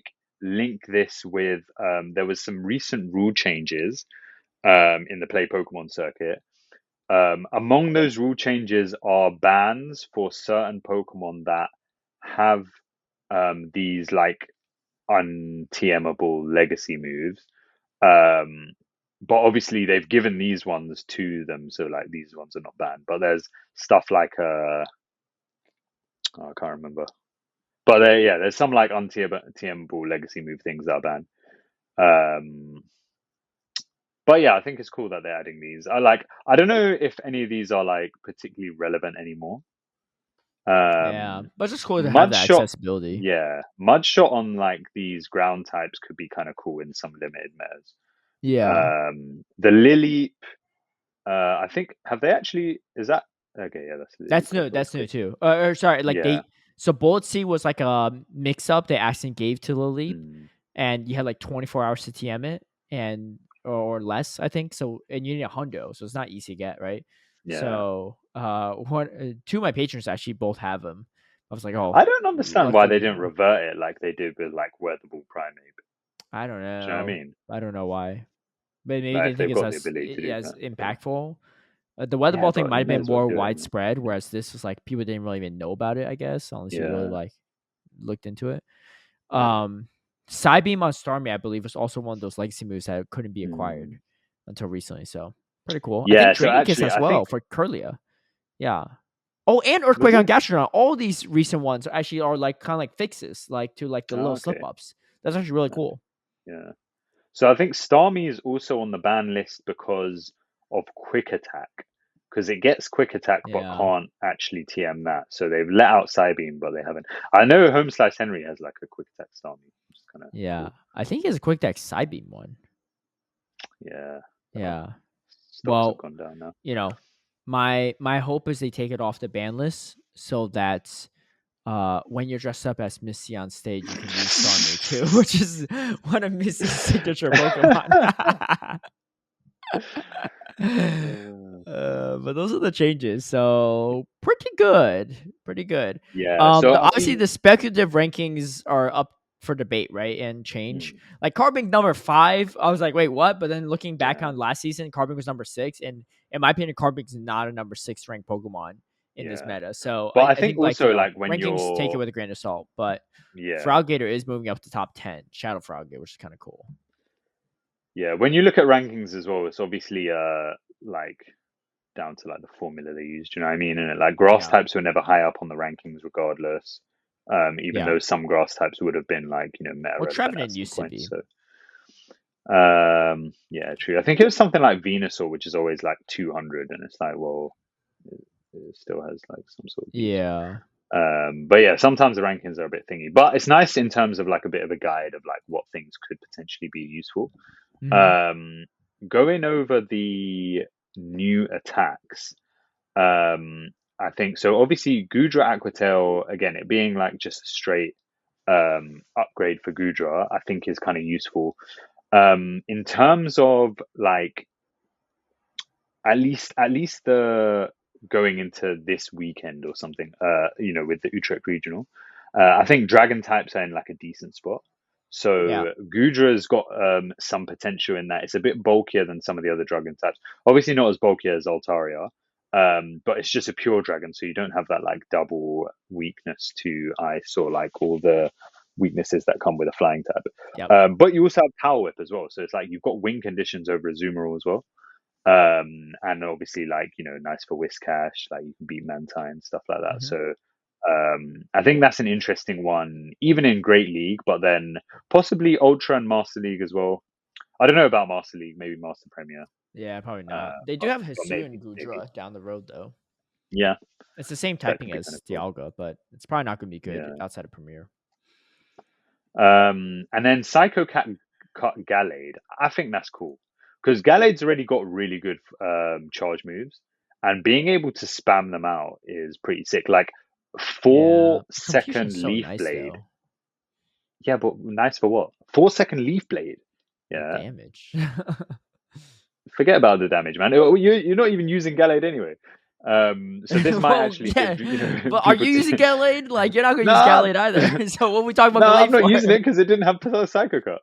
No, you're So not using it with Psycho Cut yeah. either. Don't tell me you're going to bring a Psycho Cut Gallade to freaking UIC. Bruv, He's going to live like half a Night n- Slash from a not Nightly. necessarily, yeah. But look, 4 second Leaf Blade, yeah. You know what's mad, isn't it? Yeah, you call You me know who's gonna BBML, run this? yeah, Magmar bruv. Man gonna run that for sure. Yeah. For sure at Vancouver. I already have a feeling. But yeah, 4 second Leaf Blade, 5 second close combat. I think it's cool. It's got some potential. Um, I don't think any of the brick break stuff is like particularly groundbreaking. I think also going back to the water pulse, one thing that's interesting is obviously Clodsire has That's Water water Pulse, pulse. right? Yeah. However, I think it puts Clodsire in a very awkward position because now what move do you run, right? So, like, if you're assuming that Water Pulse is, one of the preferred moves of choice, you can't really run Earthquake, otherwise you're getting like walled by Mantine. But then if you run Stone Edge and you've got no ground moves, then it almost like takes away. I mean, it Stab. takes away your Yeah. stab first of all, but it also takes away like one of the draws to But you don't. What Clodsire do as you really well. need ground moves for these days? Yeah, it's true. I mean, Like so Lantern. obviously, yeah, I guess you're That's beating about Reggie it. anyway. Lantern's Yeah. probably the biggest one. You And I could think beat Lantern Bastion is a with big water one. pulse. But how Yeah. common is Lantern really?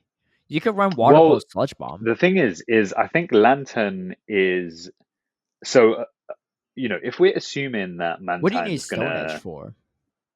Mantine.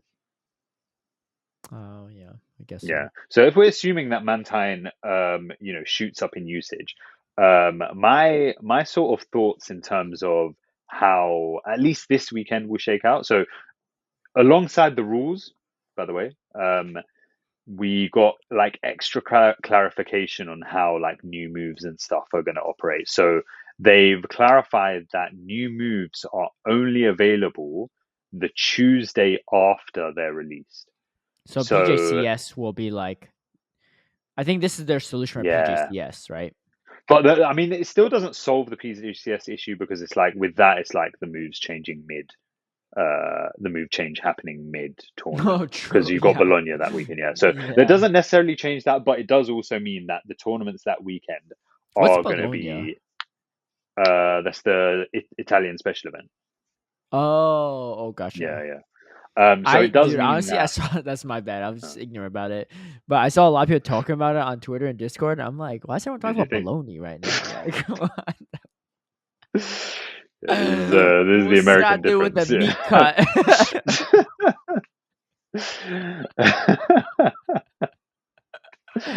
Bro, that's so That makes American. sense. It's Anyway, like the worst meat cut um, too. That's why I was like, man, I was like, I mean, yeah, it does kind of suck for PJCS, but you don't have to compare it to a bad type of meat. yeah, that's That's so another one. stupid. Gosh. All Um, right. but yeah, so that weekend, like, you're still gonna get these Broly regionals, which actually, honestly, probably doesn't even matter that much because the only other event after that is going to be NAIC. So having like a Broly regional and then an international and then worlds in the same season, like they're all kind of different types of tournaments where I feel like it's kind of fine for the meta to be different in all three. So Right. um, I think that's not too much of an issue. But yeah, so we still have the Broly Regional this weekend, and I think Yeah. looking towards this weekend, obviously Mantine with Water Pulse is going to be legal because it already has it. I reckon in terms of like team composition, you're probably going to see something pretty similar to what we were seeing last season anyway, in terms of like double flyers, stuff like that. But this is also why I think Lantern is way more useful because again, I don't think any of these changes really give grass types like an entryway into the meta. Right. Um, and so as a result, Lantern's still like quite free. You have a better Gligar matchup. Gligar's still top of the meta in my opinion. So you have a bit of a better Gligar matchup in that sort of situation. You obviously have like a super dominant Mantine matchup. Um, and yeah, why was I mentioning that again? Oh yeah, because the Clodsire. flipping Clodsire. Yeah, yeah, Yeah. it puts Clodsire in a tricky spot in terms of like usage because it's like, well, you really need to specifically pick what two moves you're going to use, and I don't think I there's a perfect already combo. I already know one of our loyal listeners, Conky's gonna be like, Clodsire is just bad. Alright, stop trying to make Yeah, Clodsire a thing. yeah. No, the thing is, I think it could be a thing in it, but like, yeah, it's in a really awkward position now. It is. Unless something changed because yeah, being like hard, having the option of being hard walled against either Gligar or Mantine or You're not hardballed against Lantern, but like, yeah, it's a bit of a weird I have a situation. local this weekend actually that I might go to. Mm. So I might dip into the Brawley franchise myself and see Yeah, how it goes. yeah. I don't See really know if what it's anything's saying. going to change too much with my team though, but Um, I don't know. can we also appreciate Kabutops and Armaldo got buffs? All right, let's move on to the other season stuff. I feel like let's we're in that got too time far frame. in there. Yeah, Yeah. I got a little too far there. But we are in the world of wonders. Ooh, What wonderful. a wonderful world. Mm. And we have poison pin Pokemon Poipole. This looks like an alien. Yeah, But is that Ultra Beast? yeah. Did you play the Sun and Moon? No, I didn't. No. Yeah. Yeah, it's Ultra Beast, but I think it evolves into Naganadel because I think or it might evolve into a few Ultra Beasts. I feel like I remember skipping a lot What? of that text. What the heck is that? That's Um, crazy. yeah, Yeah, Naganadel Poipole. is poison Dragon. poison dragon.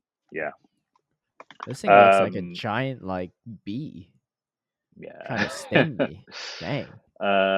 So what's interesting about Poipole?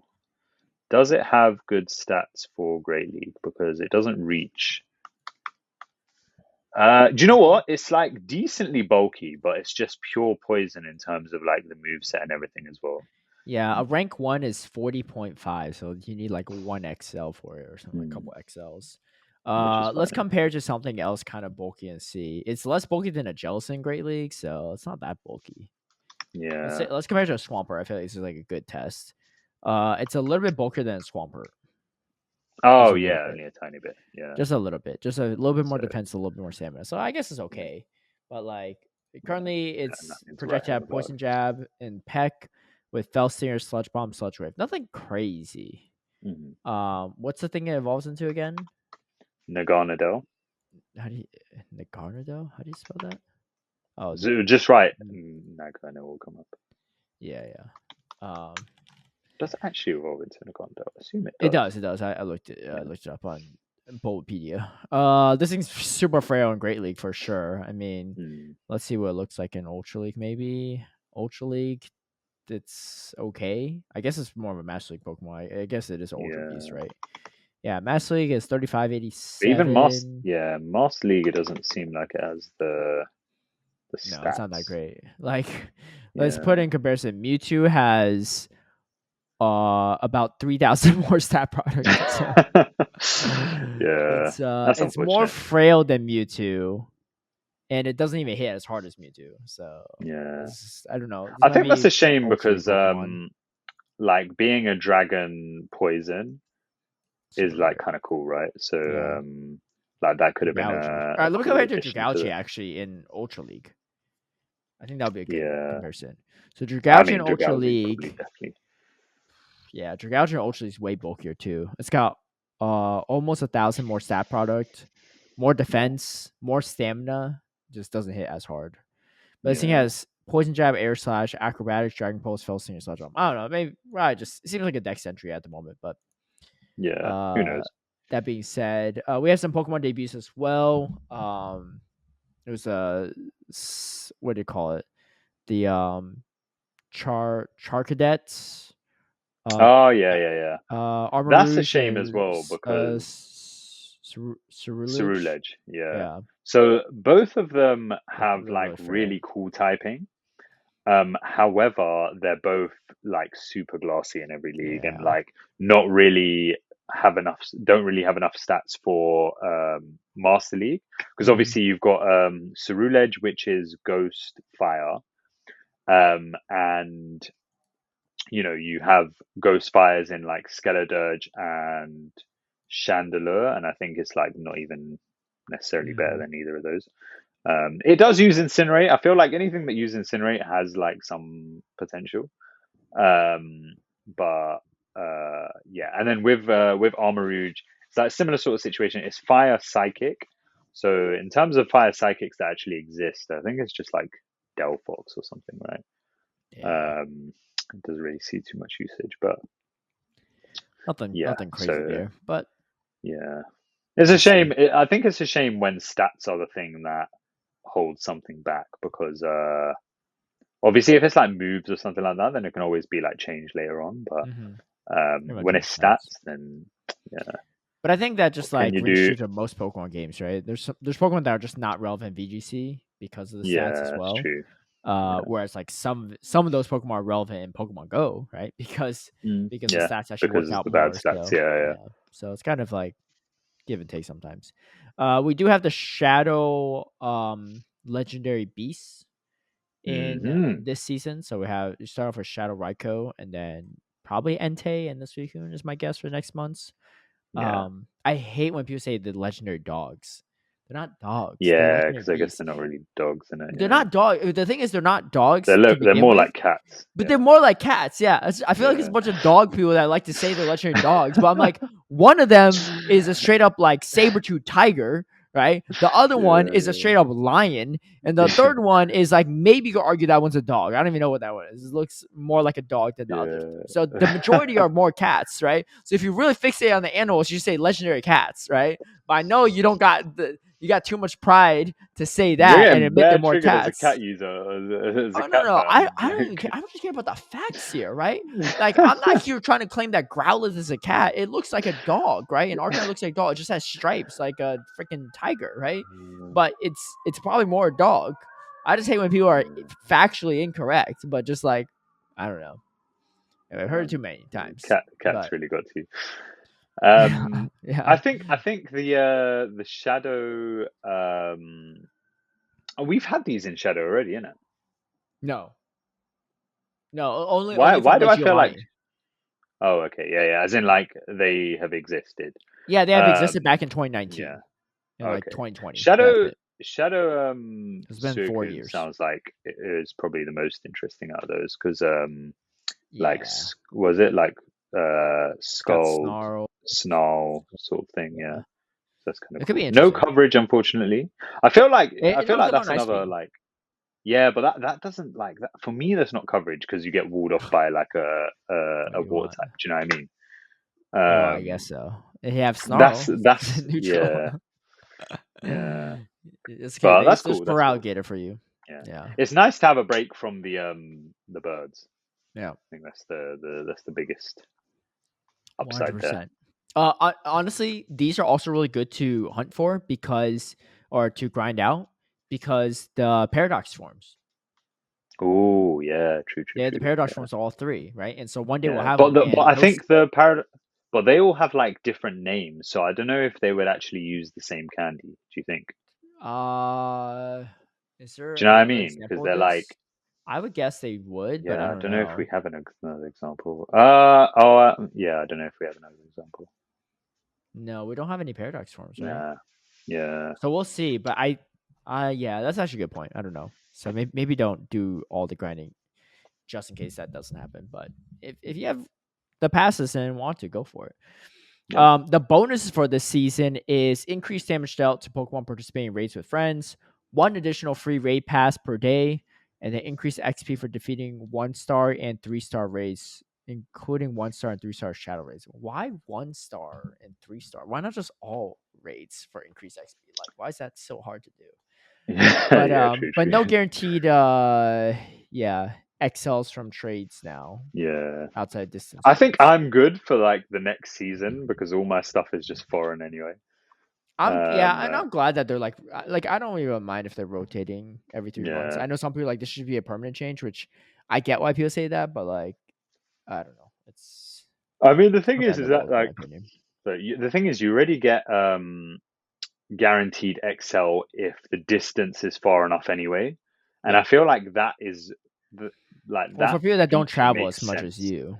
Yeah, I know. No, but it's not like you need to travel because you just get the stuff from the 7K. That's what we used to do before XLs. It was like, we'll just trade with like during COVID, 7K right? Like stuff. That's what you're doing. Yeah. So I feel like that makes sense as a thing where it's like, it's far enough in terms of like you get especially with regionals and stuff these days too. Like people are traveling more in general. Yeah. Not everyone, but some people are. Yeah.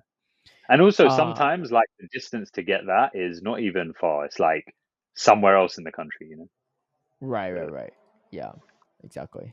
Well, it doesn't have to be somewhere else in the country. In the U.S., it could be somewhere else in this from just the same state. Yeah. I was thinking like the UK, and I didn't know Yeah, that's how true. to relate it to the to the US. To the But global yeah. audience. So we have a few other things. For March, we also have. Oh wait, let me just make a note of that. It's March stuff. But for March, we have some Woo! additional raids to look forward to. So we Yeah. have what is this one? Tapu Koko, Tapu Tapu Koko. and Tapu And they're Bulu. finally learn so Tapu Koko and Tapu Lele at the moment. Well, we Lele, can assume that like next month will be Bulu and Fini. Fini, yeah. And they're They're learning finally a learning Nature's Madness, yeah. which I think has could be sick. So what's the did we get the stats on Nature's Madness? I don't know if they're out Let's have a yet. look. Because I feel like the power or like the damage was on the blog post. Uh, Um, maybe, where's but it the debuffs. So yeah yeah, possibility of debuffing? yeah, there's I guess there's some stuff that's like been data mined. But it does 80 damage, 50 energy, and it has what does it do? It debuffs defense. 50% chance of debuffing defense. Um, is it 50% chance or is it 100%? Uh, I think it's I don't know. Is it 100? I don't know. I can't remember where I saw it. Maybe Wait, Zion let tweeted me. it out. It's on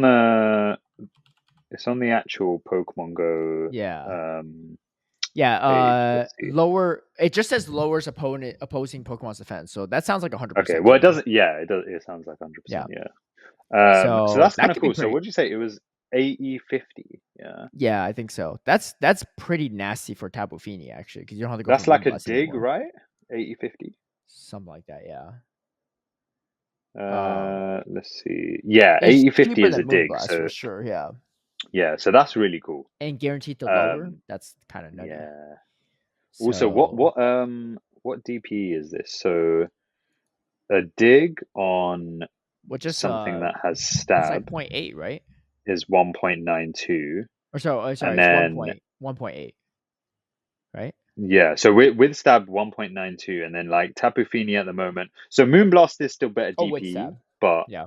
um, but still, yeah. I mean, for some of these, it's like probably a preferable. So like for Tapu Bulu, it's better than Dazzling Gleam. Hmm. For Tapu Koko, it's better than Dazzling Gleam. Yeah. It's And better than Tapu Moonblast. It's going to be Lele upgraded. has Moonblast. So yeah, so I think that's really cool because I mean I don't know if Tapu Koko can be meta relevant. Um, yeah. I mean the thing is it's got like a decent move set, right? So it's got quick attack and volt switch as the fast moves. I guess you'd probably lean towards volt switch because there's I guess not too much reason to do quick attack. And then you could do something like Nature's Madness and Brave Bird, You or if you beat really Charger wanted Bug, I like, think, right? Because you oh, is this resist all the Great League? moves. You Oh, know, I guess you can't if run it's in great, Great League. Yeah, I guess you yeah, can't if run it's in Great Great League. League, I reckon No, it. actually, you might be able to, right? Can you? Because you can run Tapu Fini in Great League. I reckon it would probably. I don't think it can, but I think also if it could, it would probably lose to Charge Bug. Why? It resists everything Um, Charger Bug throws at it. It's got X yeah, Scissor, I think Volt it would still Switch, lose. Discharge. Really? I think it would Is that still bad? lose. Well, I mean, X's is. Oh yeah, it's resisted. But yeah, I don't know. I just feel like it would still lose. Oh yeah, no, you won't be able to Um, re-roll it down. The only one you can yeah, really re-roll down is it's Tapu Fini Fini. probably. Yeah. Yeah. But yeah, Master So League wise, like I don't know, maybe it could be interesting with a cheaper move and having Brave Bird. Bulu, I mean, I feel like Bulu has like that kind of typing where it's kind of prime for Master League. yeah, It's got Bullet Seed, which is obviously, good energy generation. And then now having a cheaper and better fairy move, I think that's really cool. So maybe Tapu Bulu might be relevant in some cases. Tapu Lele, good. though, I'm Could not be sure. good to beat Palkia Origin. You actually resist Yeah, anything yeah, yeah. Origin has. Literally, I mean, you resist everything Palkia Origin has. You also do really well into Landorus, I guess, because like they have to throw Stone Edges. Yeah. Yeah, generally it seems like a sick one, so that could be cool. Okay, might be worth rating. That could be cool. But yeah, so we have that. So we have Tapu Koko for the first 2 weeks, right? And then we have Regice for a week, and then for 2 weeks, and then we have roughly, or I guess a week, and then we have Tapu Bulu for Lele. I think there's Lele. They're like a week and a half or so. Yeah. But yeah, I assume Lele will probably bleed into April if I were to guess a little bit. But here's some cool ones. So Shadow Mewtwo returns, thankfully, because it's only for a weekend. But it's on March 30th and 31st. And hopefully by then I I've actually hit thought 28, so I don't have to worry about no GBL. I could just do some Mewtwo rates for chill out, Oh yeah, that's true. That's true. Yeah. Oh wait. When? Oh 30th right. and This is 31st, still 1 day away from our deadline. Okay. Yeah. That's fine. Oh, this is actually kind of cool too. World of Wonders takeover. So it's a rocket takeover, 27th to the 31st, which means that there's a Shadow Frustration event. Whatever, I guess. Right before UIC. UIC. That's sick. Dude, That's I need sick. some Shadow Totodile to come back in the stops, man. Because I'm telling you, I ain't the one with the Shadow rank going for Feraligatr. Mine is far from it. Real far from it. I've been saving them too. I got a rank 2 Ultra League, a rank. I got a rank 112 Great League. Yeah. I got a rank 89 Great League as well. You better be ready for you to lose that cap, man. I'm about to cap on you every time. Every time. Yeah, nah, I got the super high defense. I'm probably getting some bulk points or something. Yeah, you're gonna miss all the break points with the Shadow Claw against Mastodon. Don't worry. You'll be like, damn, I'm losing the 0 suit. What's happening? Yeah. So we got Mega Race as well, Mega Sceptile, Mega Tyranitar, Mega Venusaur. This is a cool one. So I'm going a little backwards, but I'll start kind of more in the proper order. Well, we have a community day on the 16th. We don't know what that is yet. We have Raid Day Primal Kyogre on the 17th. Yeah. The following week we have Raid Day Primal Groudon the 23rd. So really good if you still need that stuff. I mean, RAP Kyogre though, because Palkia Origin just kind of destroys it. Yeah. I mean, I think it's still relevant. I did lose a few here or there, but it's hard to run that, I feel like. And Groudon too with Palkia Origin, but particularly the Kyogre. Groudon probably, but yeah, Kyogre's. Groudon is just like Groudon's weird too. He's just really struggles against Ho and Lugia as well. But I guess the Landorus matchup probably isn't that great either. Yeah, Landorus as well. I mean, it's actually not as clean as you would think for Landorus because the Fire Punch starts adding up. But and then we have this is a cool one. Verdant Wonders is an event. It's a ticketed event. Oh no, plus a Zarude ticket event. So I don't know what that is, but it's from 21st to 25th. There's a Zarude. So amazing. What? Zarude is coming back, which is this is what I realized. I'm saving all these rare XLs for what reason? You good? What was that? It ain't a mic. That was my phone. It ain't a mic. Where did they get the info on this? On the Zarude is actually my question. It's only on the Pokemon Go Twitter.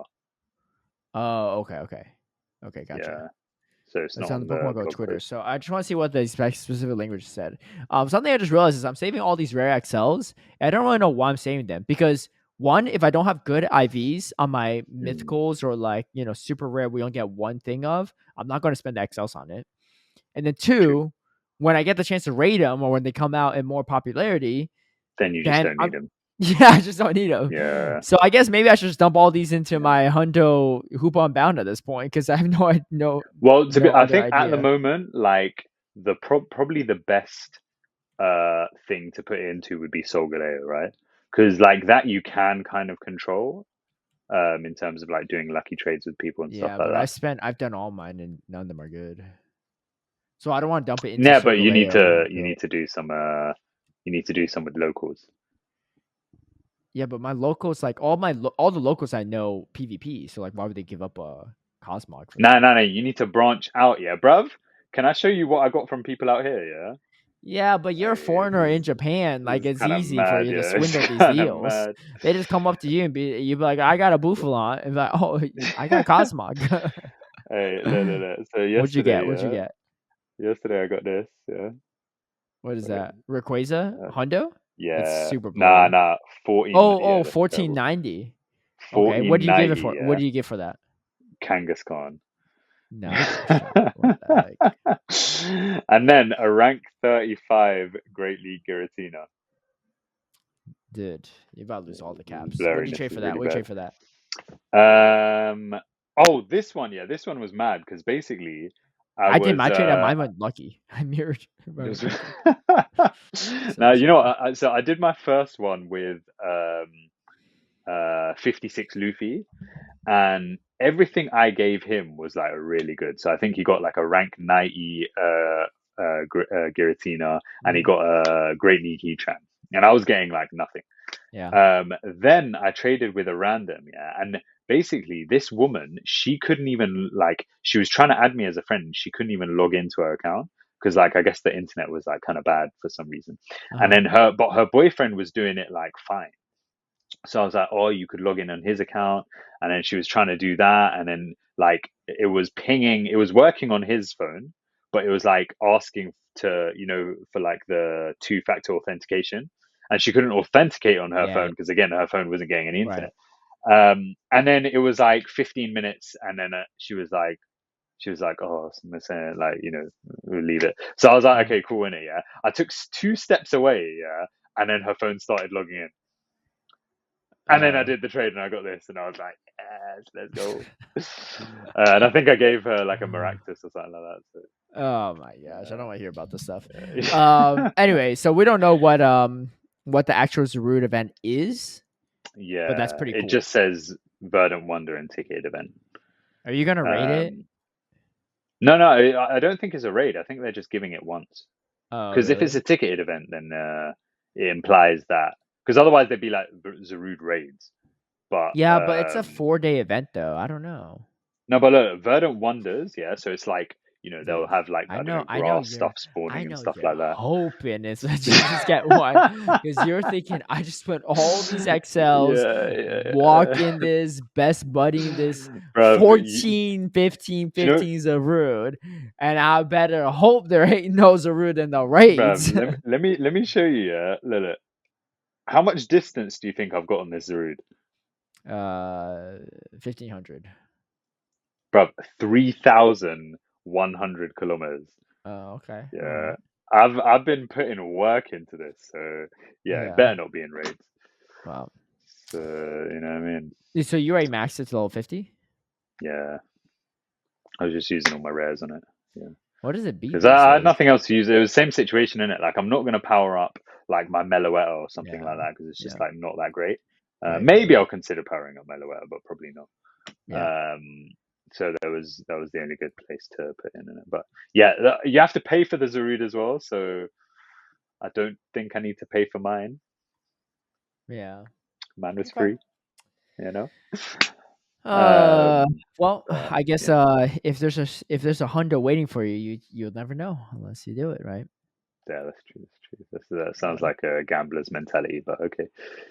It says the person that did 140 like, raids this weekend, and they're here judging gamblers' mentality. What no, I wasn't gambling because I was doing it for the XL, so I knew what I was getting. Yeah. I'm really happy about the Shadow Mewtwo returning though, because I actually thought that was going to be a one-off and that was it. So now it sets precedent for things like the Ho-Oh returning as well. So it means it's not completely gone. I am a bit okay. So Raid Day Primal Groudon, yeah, I actually powered up a Groudon before Go Fest, like right before Go Fest up to level 50. So and it's not 100. So Why? Why did you make it Groudon? What do you need it for? I was like, oh, it will just make the raids easier. What But IV? What's then IVs? I guess it's like 15, 14, 14. So it's not awful, but just knowing that and I was thinking like, oh, when are they really going to put I didn't another even max Groudon out raid my back? 15, 15, 14. I wait till I got Yeah, that that's good. Shundo before I made mine. But that Shundo looks ugly, man. So Congrats. Yeah. Whatever you gotta say to yourself to stop the tears from flowing. Congrats, yeah. You seen the primal form of that Shundo? Oh my gosh, it Yeah, looks that looks good. pretty It cool. looks. That looks. It don't look peak, right? Yeah, It don't look peak. Yeah. You waste that primal energy, yeah. You do that. What do you mean? Why wasting But, on it, dude? I'm like the mega primal master here. You know how many mega 3s I have? Take a guess. Mega 3s, like completely mega'd out, fully mega'd. Take a guess. I don't know, 4. 4 mega 3s. Yeah, I I don't know feel how like there's a hard they little are to do. I've projection not of done one. like how many do you have? None. I None. haven't even megaed a Pokemon. I haven't even megaed a Why legendary. wouldn't you? You get so many more XLs for it. No, because you know what the thing is that like I have to go through the process of getting it to level 3, whereas I 52. may as well just put a normal one. 52. What 52? What? 52. How? What do you mean? What You you? just mega evolve it. The What do thing you is, mean? like, Wait, you only what? have to spend the initial investment if you want, and then the rest of it is just pretty much free to mega evolve. Wait, how does this work? Because I have no idea. I literally have no idea in it. Yeah, how does this work? I know how the normal megas work. I have no idea how these work. Okay, yeah. What do So you do? I'm still let me stuck just on the quest where let's it's just like take this mega evolve graphic off the Rayquaza. screen because we're not even talking about this stuff anymore. So what you do is there's an initial cost in mega, right? And Cool. so let's say it's a Groudon, there's initial like 300, 400 or something primal energy, Right. right? Or mega energy if you're doing mega.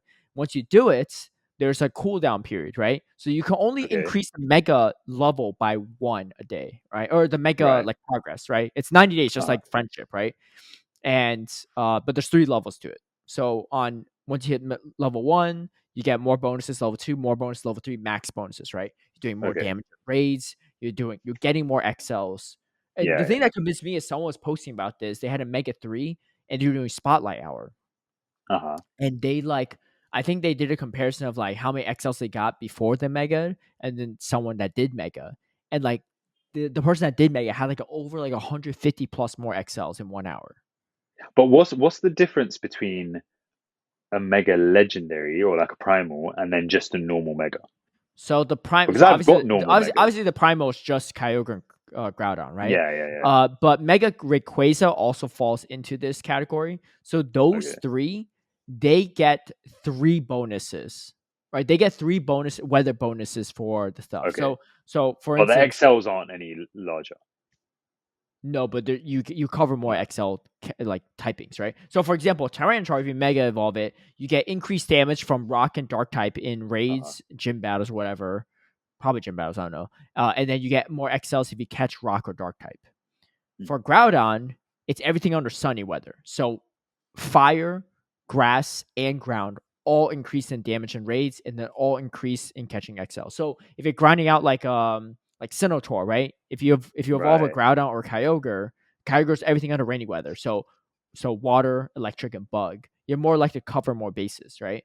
Rayquaza is everything under, I think, windy weather. So like flying, dragon, and psychic, Okay. right? All boosted. The rest, the Okay. other ones So are how just did you 1 or get 2. 52? Because you're Yeah. doing this every single day. No, I'm not doing it every single day. So what I do What are you is I doing? spend the energy to evolve it initially. Okay. And yes, I can spend more energy the very next day to bump it up another level. And I do that 9 days in a row. I get mega, right? What I do instead is I just spend the initial cost, right? The 400 or 300, 200, whatever, depending how much it is. And then I just wait. Because if you wait enough days, the cost gets lower and lower till it's 0. Yeah, but how long did that take you? It takes sometimes it takes like a week, sometimes less. But what I do No. is How long does it essentially, take you to get to level 3?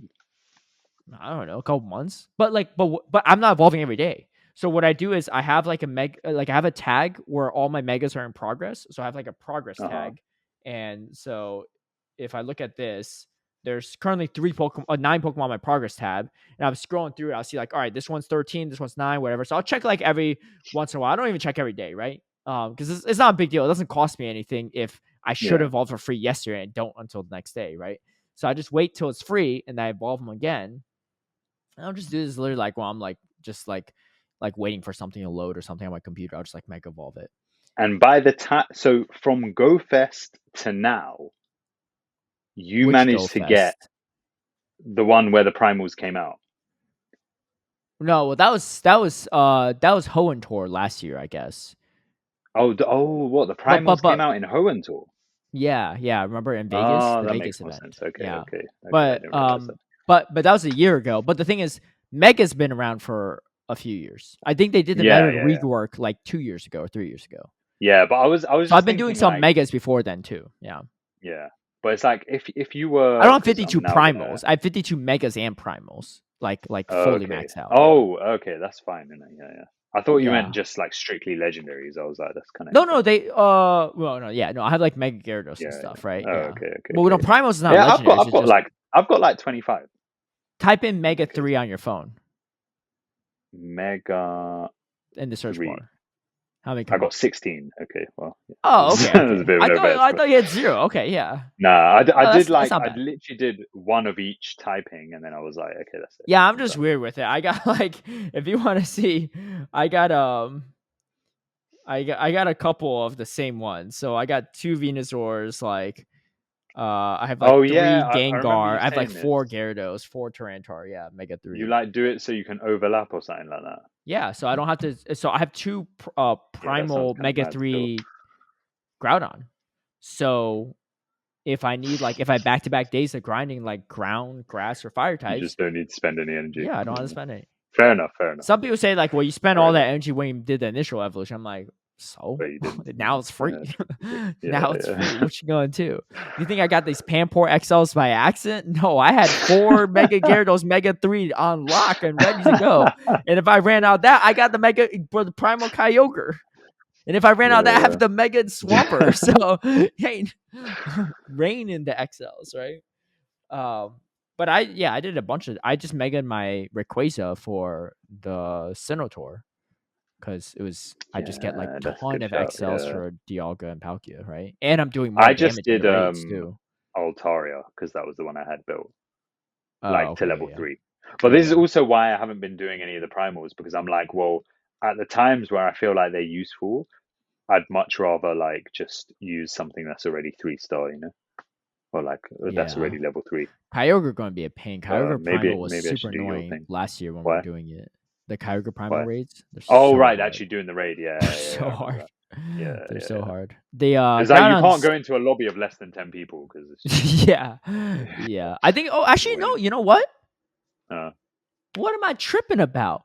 We all got Origin Palkia these days. We're chilling.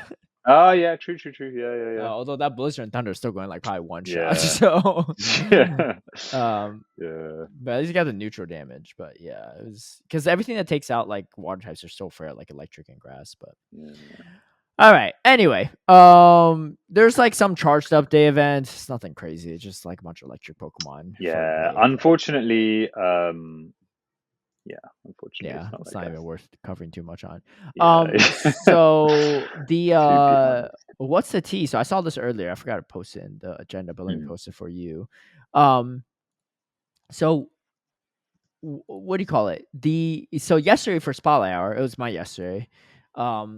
We had the double transfer candy event thing, right?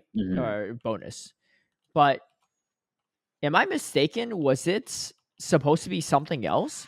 Was it supposed to be so Niantic actually posted something about this, and I only saw it because Pokédaxi actually responded to it. It said trainers.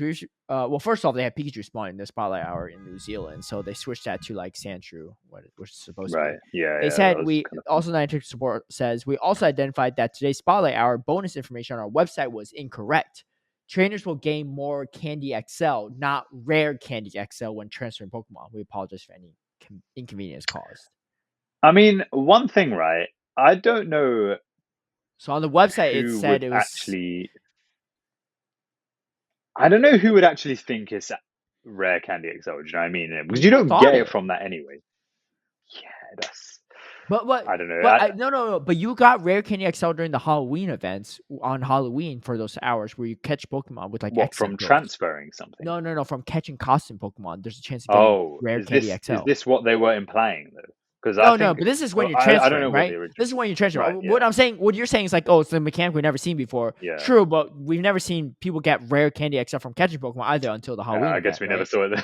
Yeah, so this could have been the first time, right? Yeah, yeah, yeah. But because Pokédex response says you can't go a month with this info on your official graphics and website and then change it straight up 24 hours before the event. Like, are you serious? Yeah, that's kind of wild still.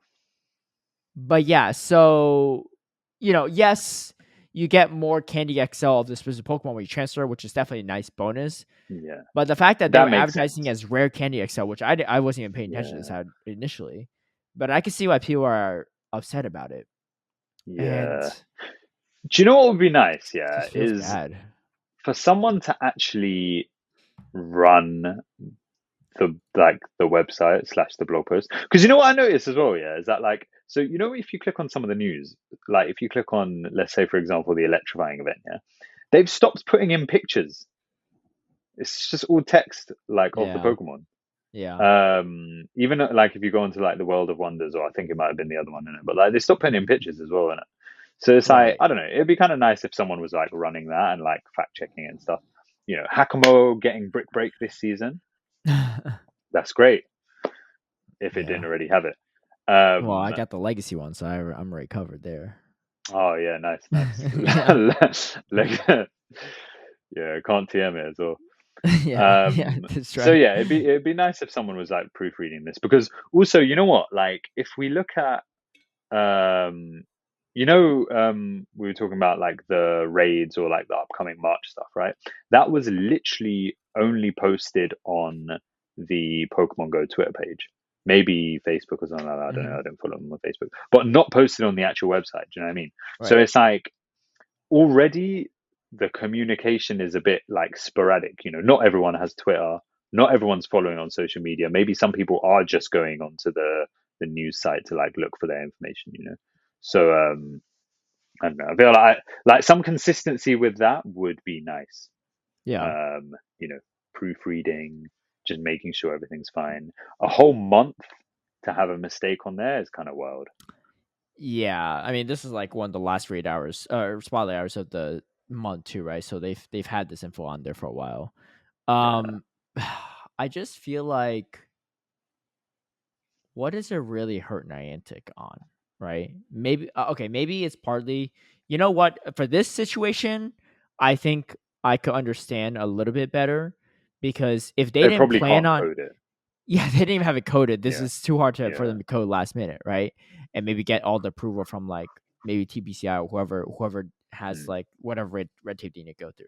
I think like issues like the increased spawn distance or stuff like that is a different story, right? Like they could just leave some of that stuff. I think the thing is like, yeah, I guess it's not maybe not the best example, but things that like actually happen. Like let's say if in New Zealand they start transferring, they start getting rare candy XLs. I say just leave it. Like it's just like yeah, it's like why go through all the effort to fix a bug that people are already enjoying, right? It's not gonna break the game, right? What are you gonna see? A few more 14, 15, 15 Zarude out there in Master League? Like it's gonna be okay, right? If you get a few more rare XL candy, right?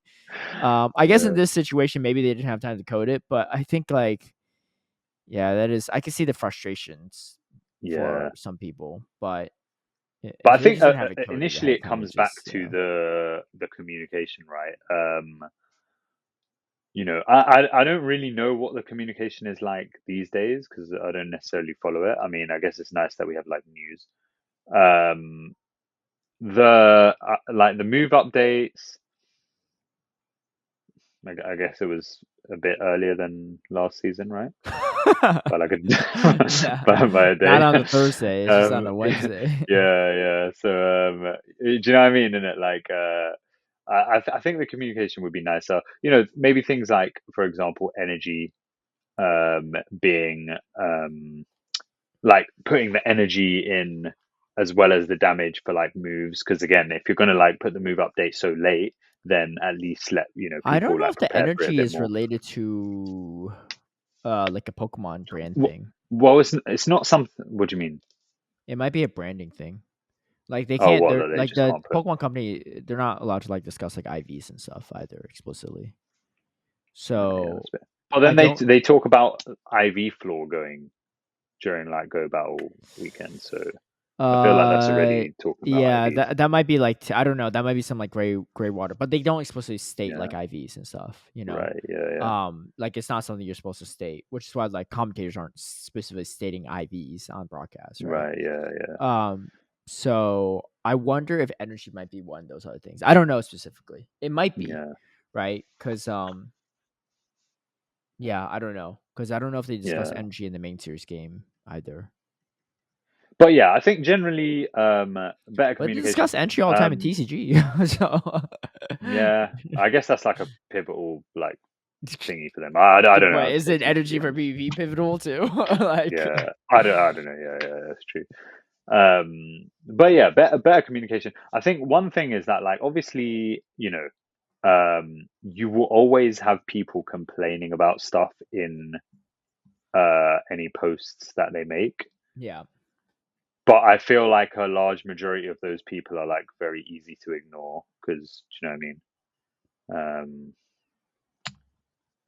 You know, their points are sometimes usually not valid or very sort of like individual Yeah. perspective. But yeah, more communication is probably what's appreciated. I think that's the only thing to take from that. Personally, I mean, I'm not like I don't intend to play the event, and I think if I read it, I don't think I would have expected rare XLs to actually be available from transferring. I feel like that just doesn't make sense to me, but I don't Hmm. Yeah. I don't know. I think do I this feel like also example people are using it as an excuse to just like rail on have a go at Niantic. them? Yeah, kind of. Uh, But maybe. I like like do I thinking think like I think coming Pokedaxi into genuinely this believed that I was think some actually people going to be did. the I don't bonus? know, but I don't I know. don't think enough people read it enough to know actually. Because I think if more people read it, they would have Yeah, been like, "Oh, okay."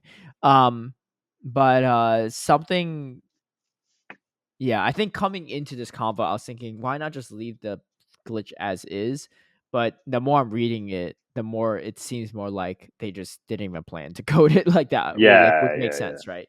Like it was just more yeah, so a typo on whoever's managing the blog and the new stuff, yeah. which happens, I guess. Happens, uh but yeah, Happens we'll see. frequently, Yeah, so it does happen. they're gonna Yeah. have to fix that. But yeah, In other news, hopefully, and I guess yeah, it comes back to the what's it when the PvP info dropped, it didn't even drop.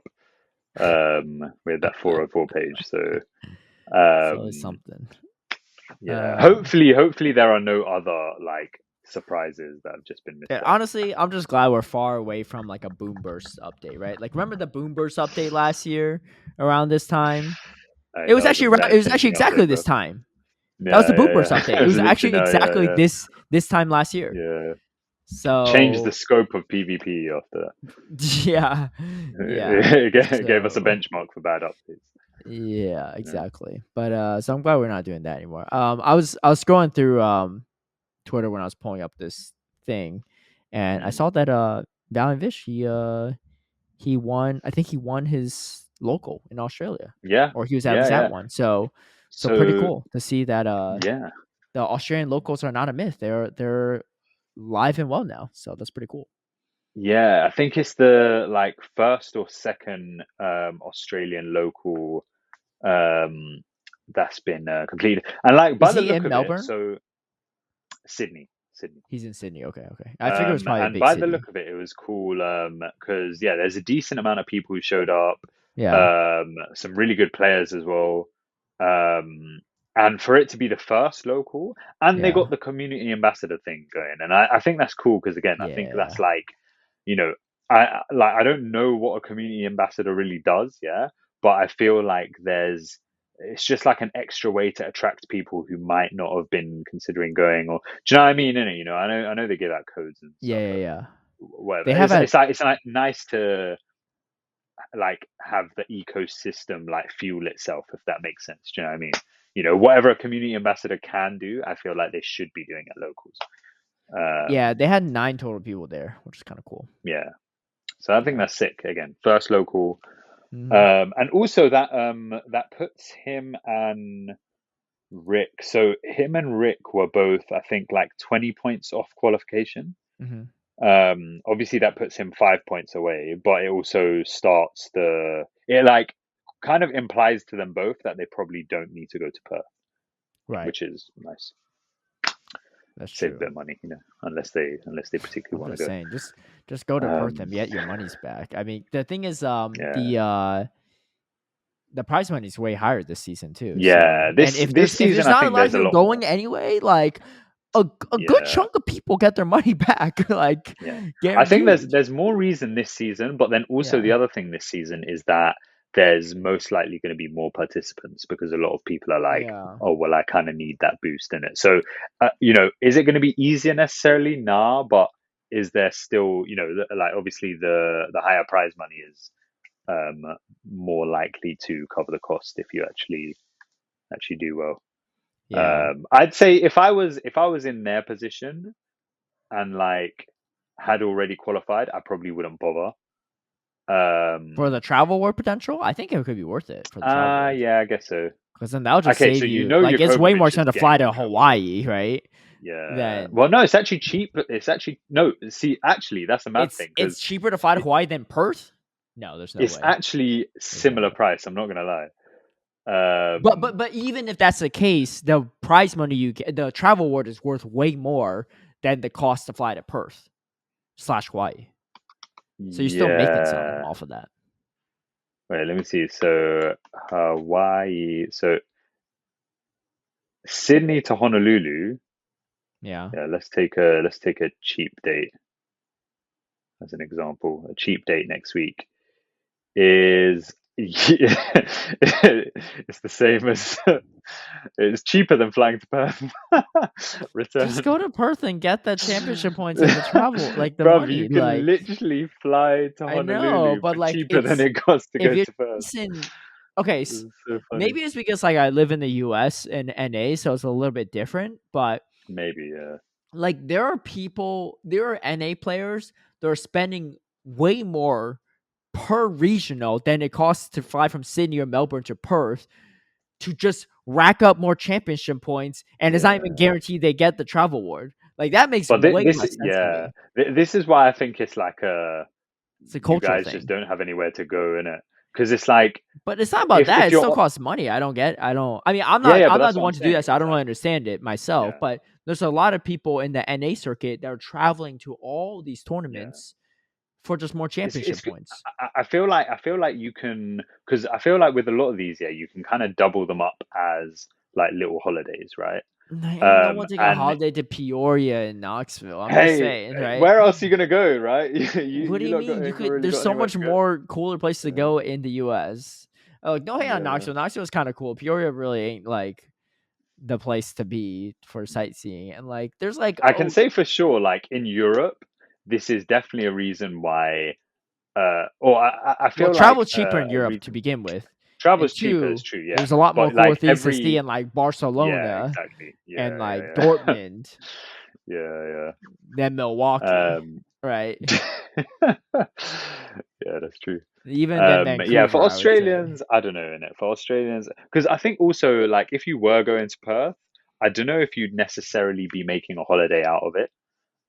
Because it's in the same country, do you know what I mean? So I don't know. This is just from my perspective. I can't. Really I mean, it's definitely different mindsets. Like I don't make a holiday out of any of these trips, in my opinion. Yeah. Like if I'm going to USC just to compete, like I'm flying in on the Thursday morning, and I'm leaving Monday. Oh, swear down. Yeah. I thought you'd stay for like a week or something. No. If I was going that far, I'd stay for a week. Well, I mean, I've been there twice already in the past year, but I mean, it's not like a bad place. I definitely could explore stuff, but like, I'm just there to play Pokemon, and I mean, that's fine though. I mean, a different mentality, right? Like it's yeah. It is what it is. I mean, I wouldn't say like, I mean, London's not close to me, but it's a lot easier to travel to London than most places. Any Australians listening, would you fly to Perth if you'd already qualified? I would say you should. And if you wouldn't fly to Perth, why? Is it 2 people get the full travel award from Australia? Yeah, and then 2 get stipend. Yeah.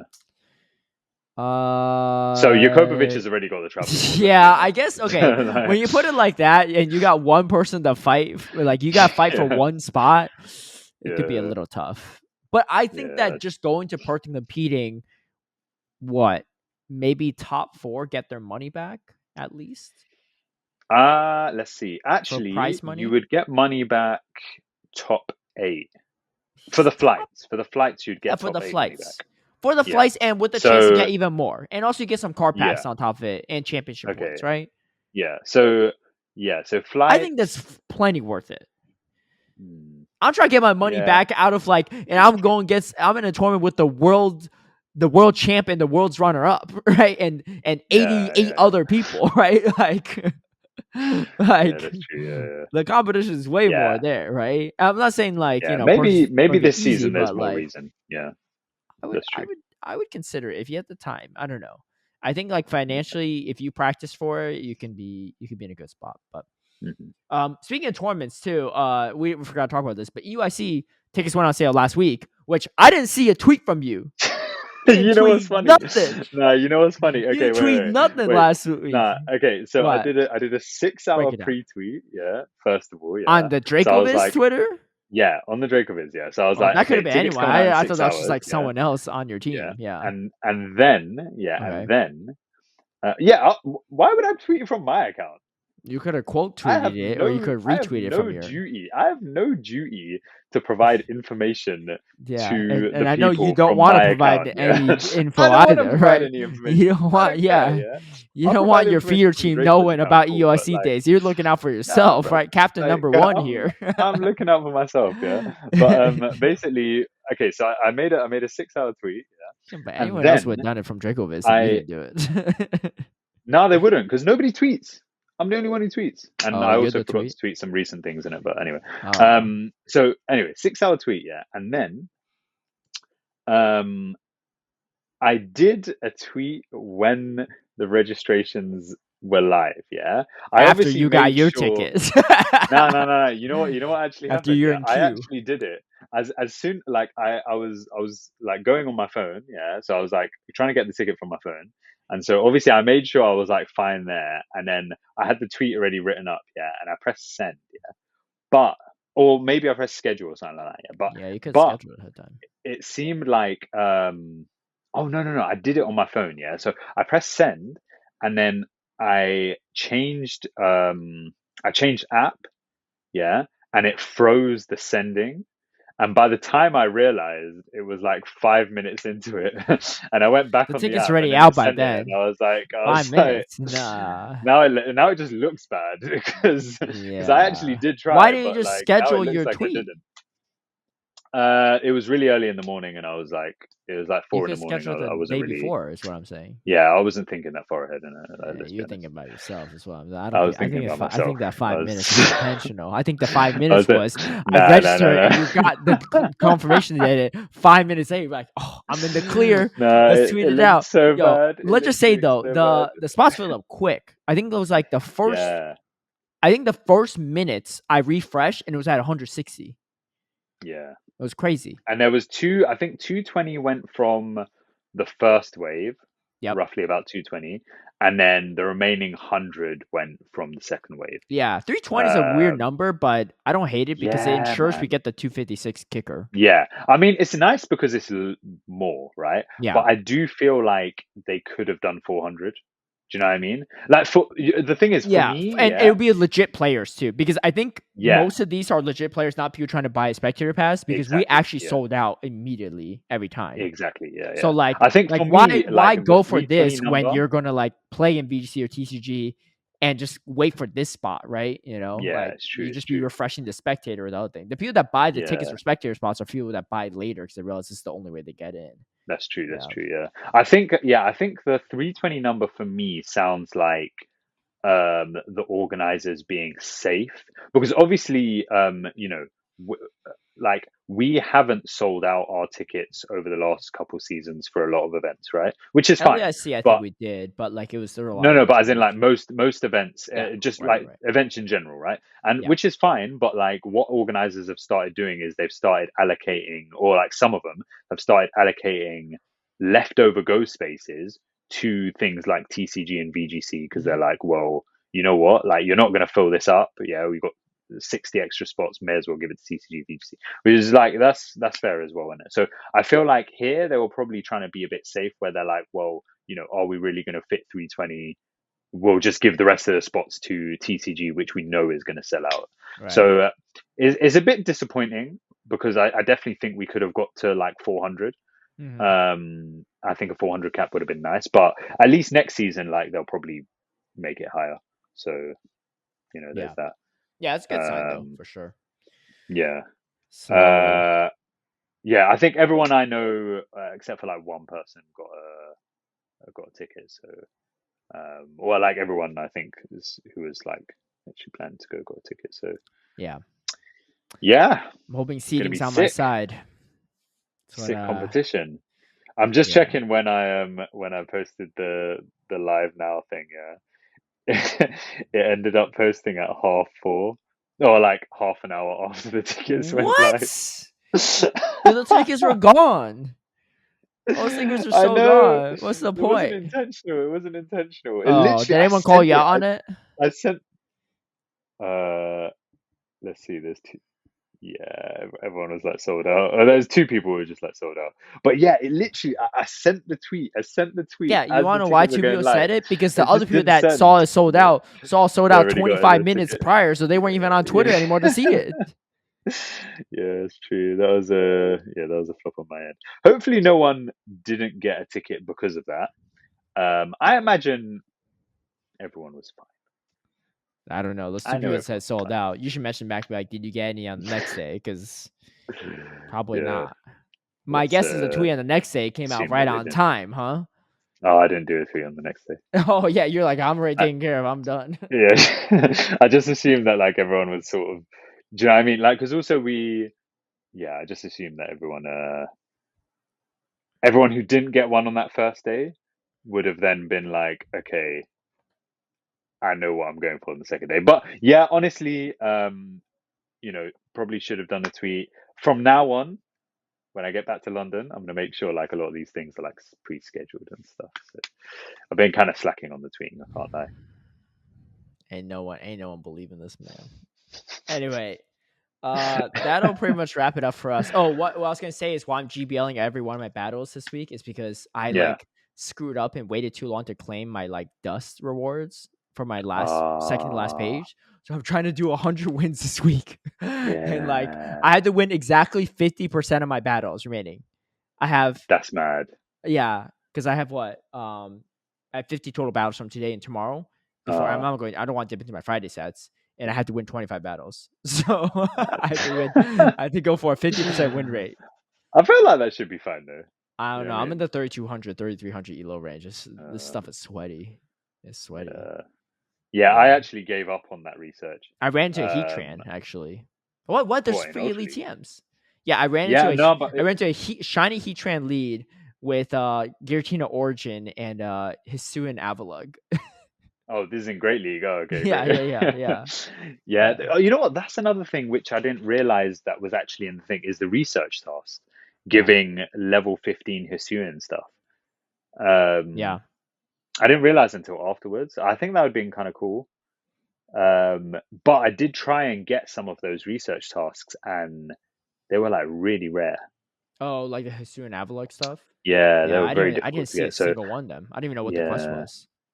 It was like do 3 raids, and also it wasn't guaranteed Hisuian Avalugg. It was like out of like 4 other ones. So I hope that comes back into research tasks at some point, because I mean, I think Hisuian Avalugg's kind of cool in terms of like it could have use in some limited stuff. So hopefully that comes through. Yeah, my time research, I did the same thing as you.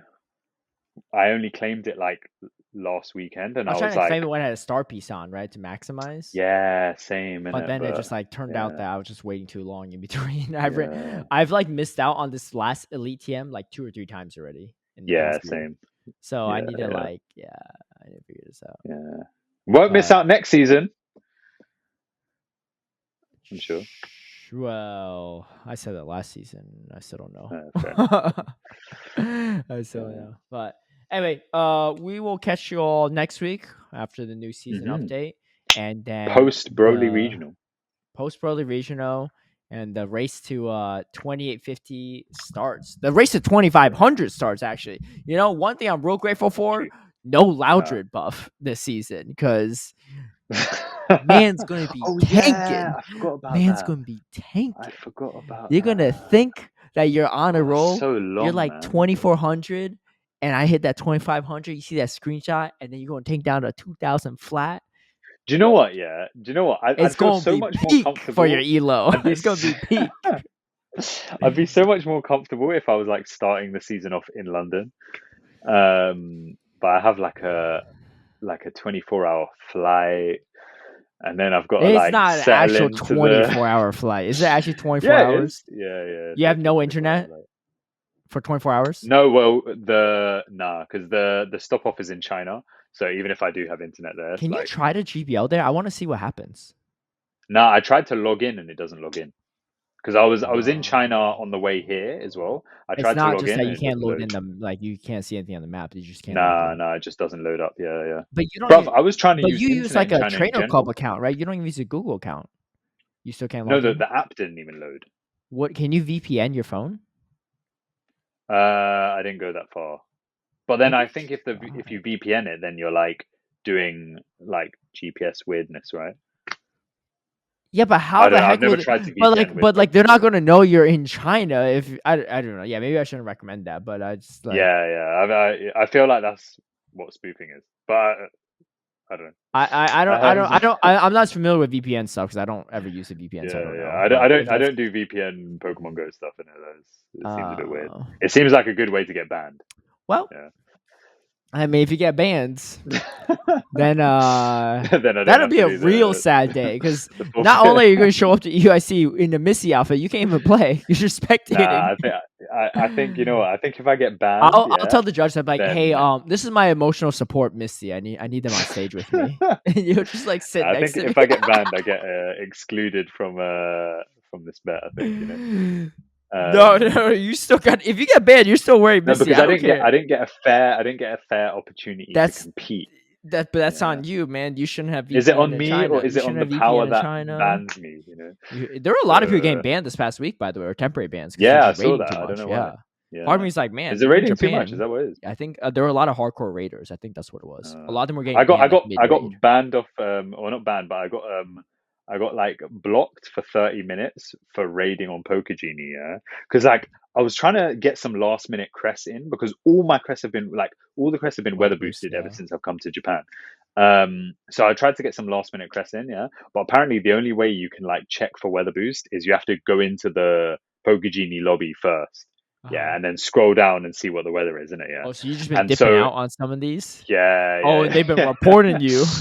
Yeah. Oh, don't. Yeah. One of them I got finessed, because basically it said weather. It was like, I don't know, sunny or something, And then I do the raid. Not only is it, not only is it 5 people in the lobby, so not 6, 5 people in the lobby. 2 of them are under level 40, So it was already like a grind of a raid, And then at the end of it, it's weather boosted. And that's why it was so hard to raid, because those move bots are hitting extra hard. Is that how it works? Well, I mean, the weather boost impacts the damage of all the moves in that weather. So if they have move bots, but yeah, that was annoying. But I've got one left. I'm probably unbanned now. So yeah, I didn't even do that many. I didn't actually do any. I did like 2 or 3 crest raids. But the thing is, I've got a good crest already, but I feel like it's good to have to trade with other people. Yeah, because like I've not had Tapu Finis, and when Tapu Fini last came out, a lot of you asked for it. I've gotten a decent amount of Tapu Fini for like stuff like a box Lugia or like Buzzwole. Yeah, exactly. Yeah, because people were like really generous. Like, I already got a Buzzwole. You can have my 15. I was like, oh shoot, exactly. Okay. Yeah. So I feel like it's good to like stock up on them anyway. Like my Guzzlords have been putting in work because I did loads of Guzzlord raids. Yeah. And they're just like, good to trade with. I've run out of Registeals, but I feel like that lasts me like at least a year. So yeah, that was good. But you know what I got loads of? Oricorio. Yeah.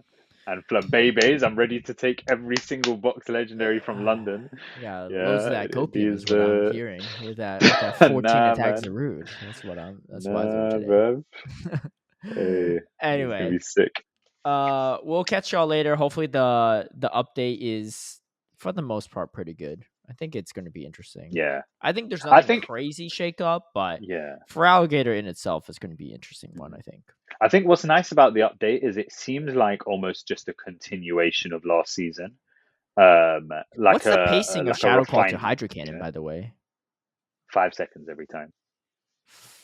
Oh, just 5 Shadow Claws? Yeah, 5 Shadow Claws, yeah. Crazy. It's like someone compared it to like the Lysopod in terms of like, the kind of, you got Shadow Claw, you got like a powerful like water move. Obviously it's a bit better, but it doesn't have as good of a typing. Well, it's but also less energy too, because liquidation is 6656. Exactly, What? But it's like Galysopod's like good comparison in terms of like the vibe. Mandibuzz is still cooking, is what I'm hearing. Because how are you going to face that with a Gligar? You're going to get outpaced too. Yeah. You can't even get to aerial waste. Another thing is that like Mantine is going to have to drop Ice Beam. And then again, it makes it worse into opposing flyers or opposing dragons. Yeah, and Mandibuzz. So yeah, I think the Mandibuzz is looking at it. Yeah. Shout out Pokegames. Shout out Pokegames. Yeah. Yeah. Wait, why? Oh yeah, for your Mandibuzz. Yeah. We'll catch you all next week. Peace out.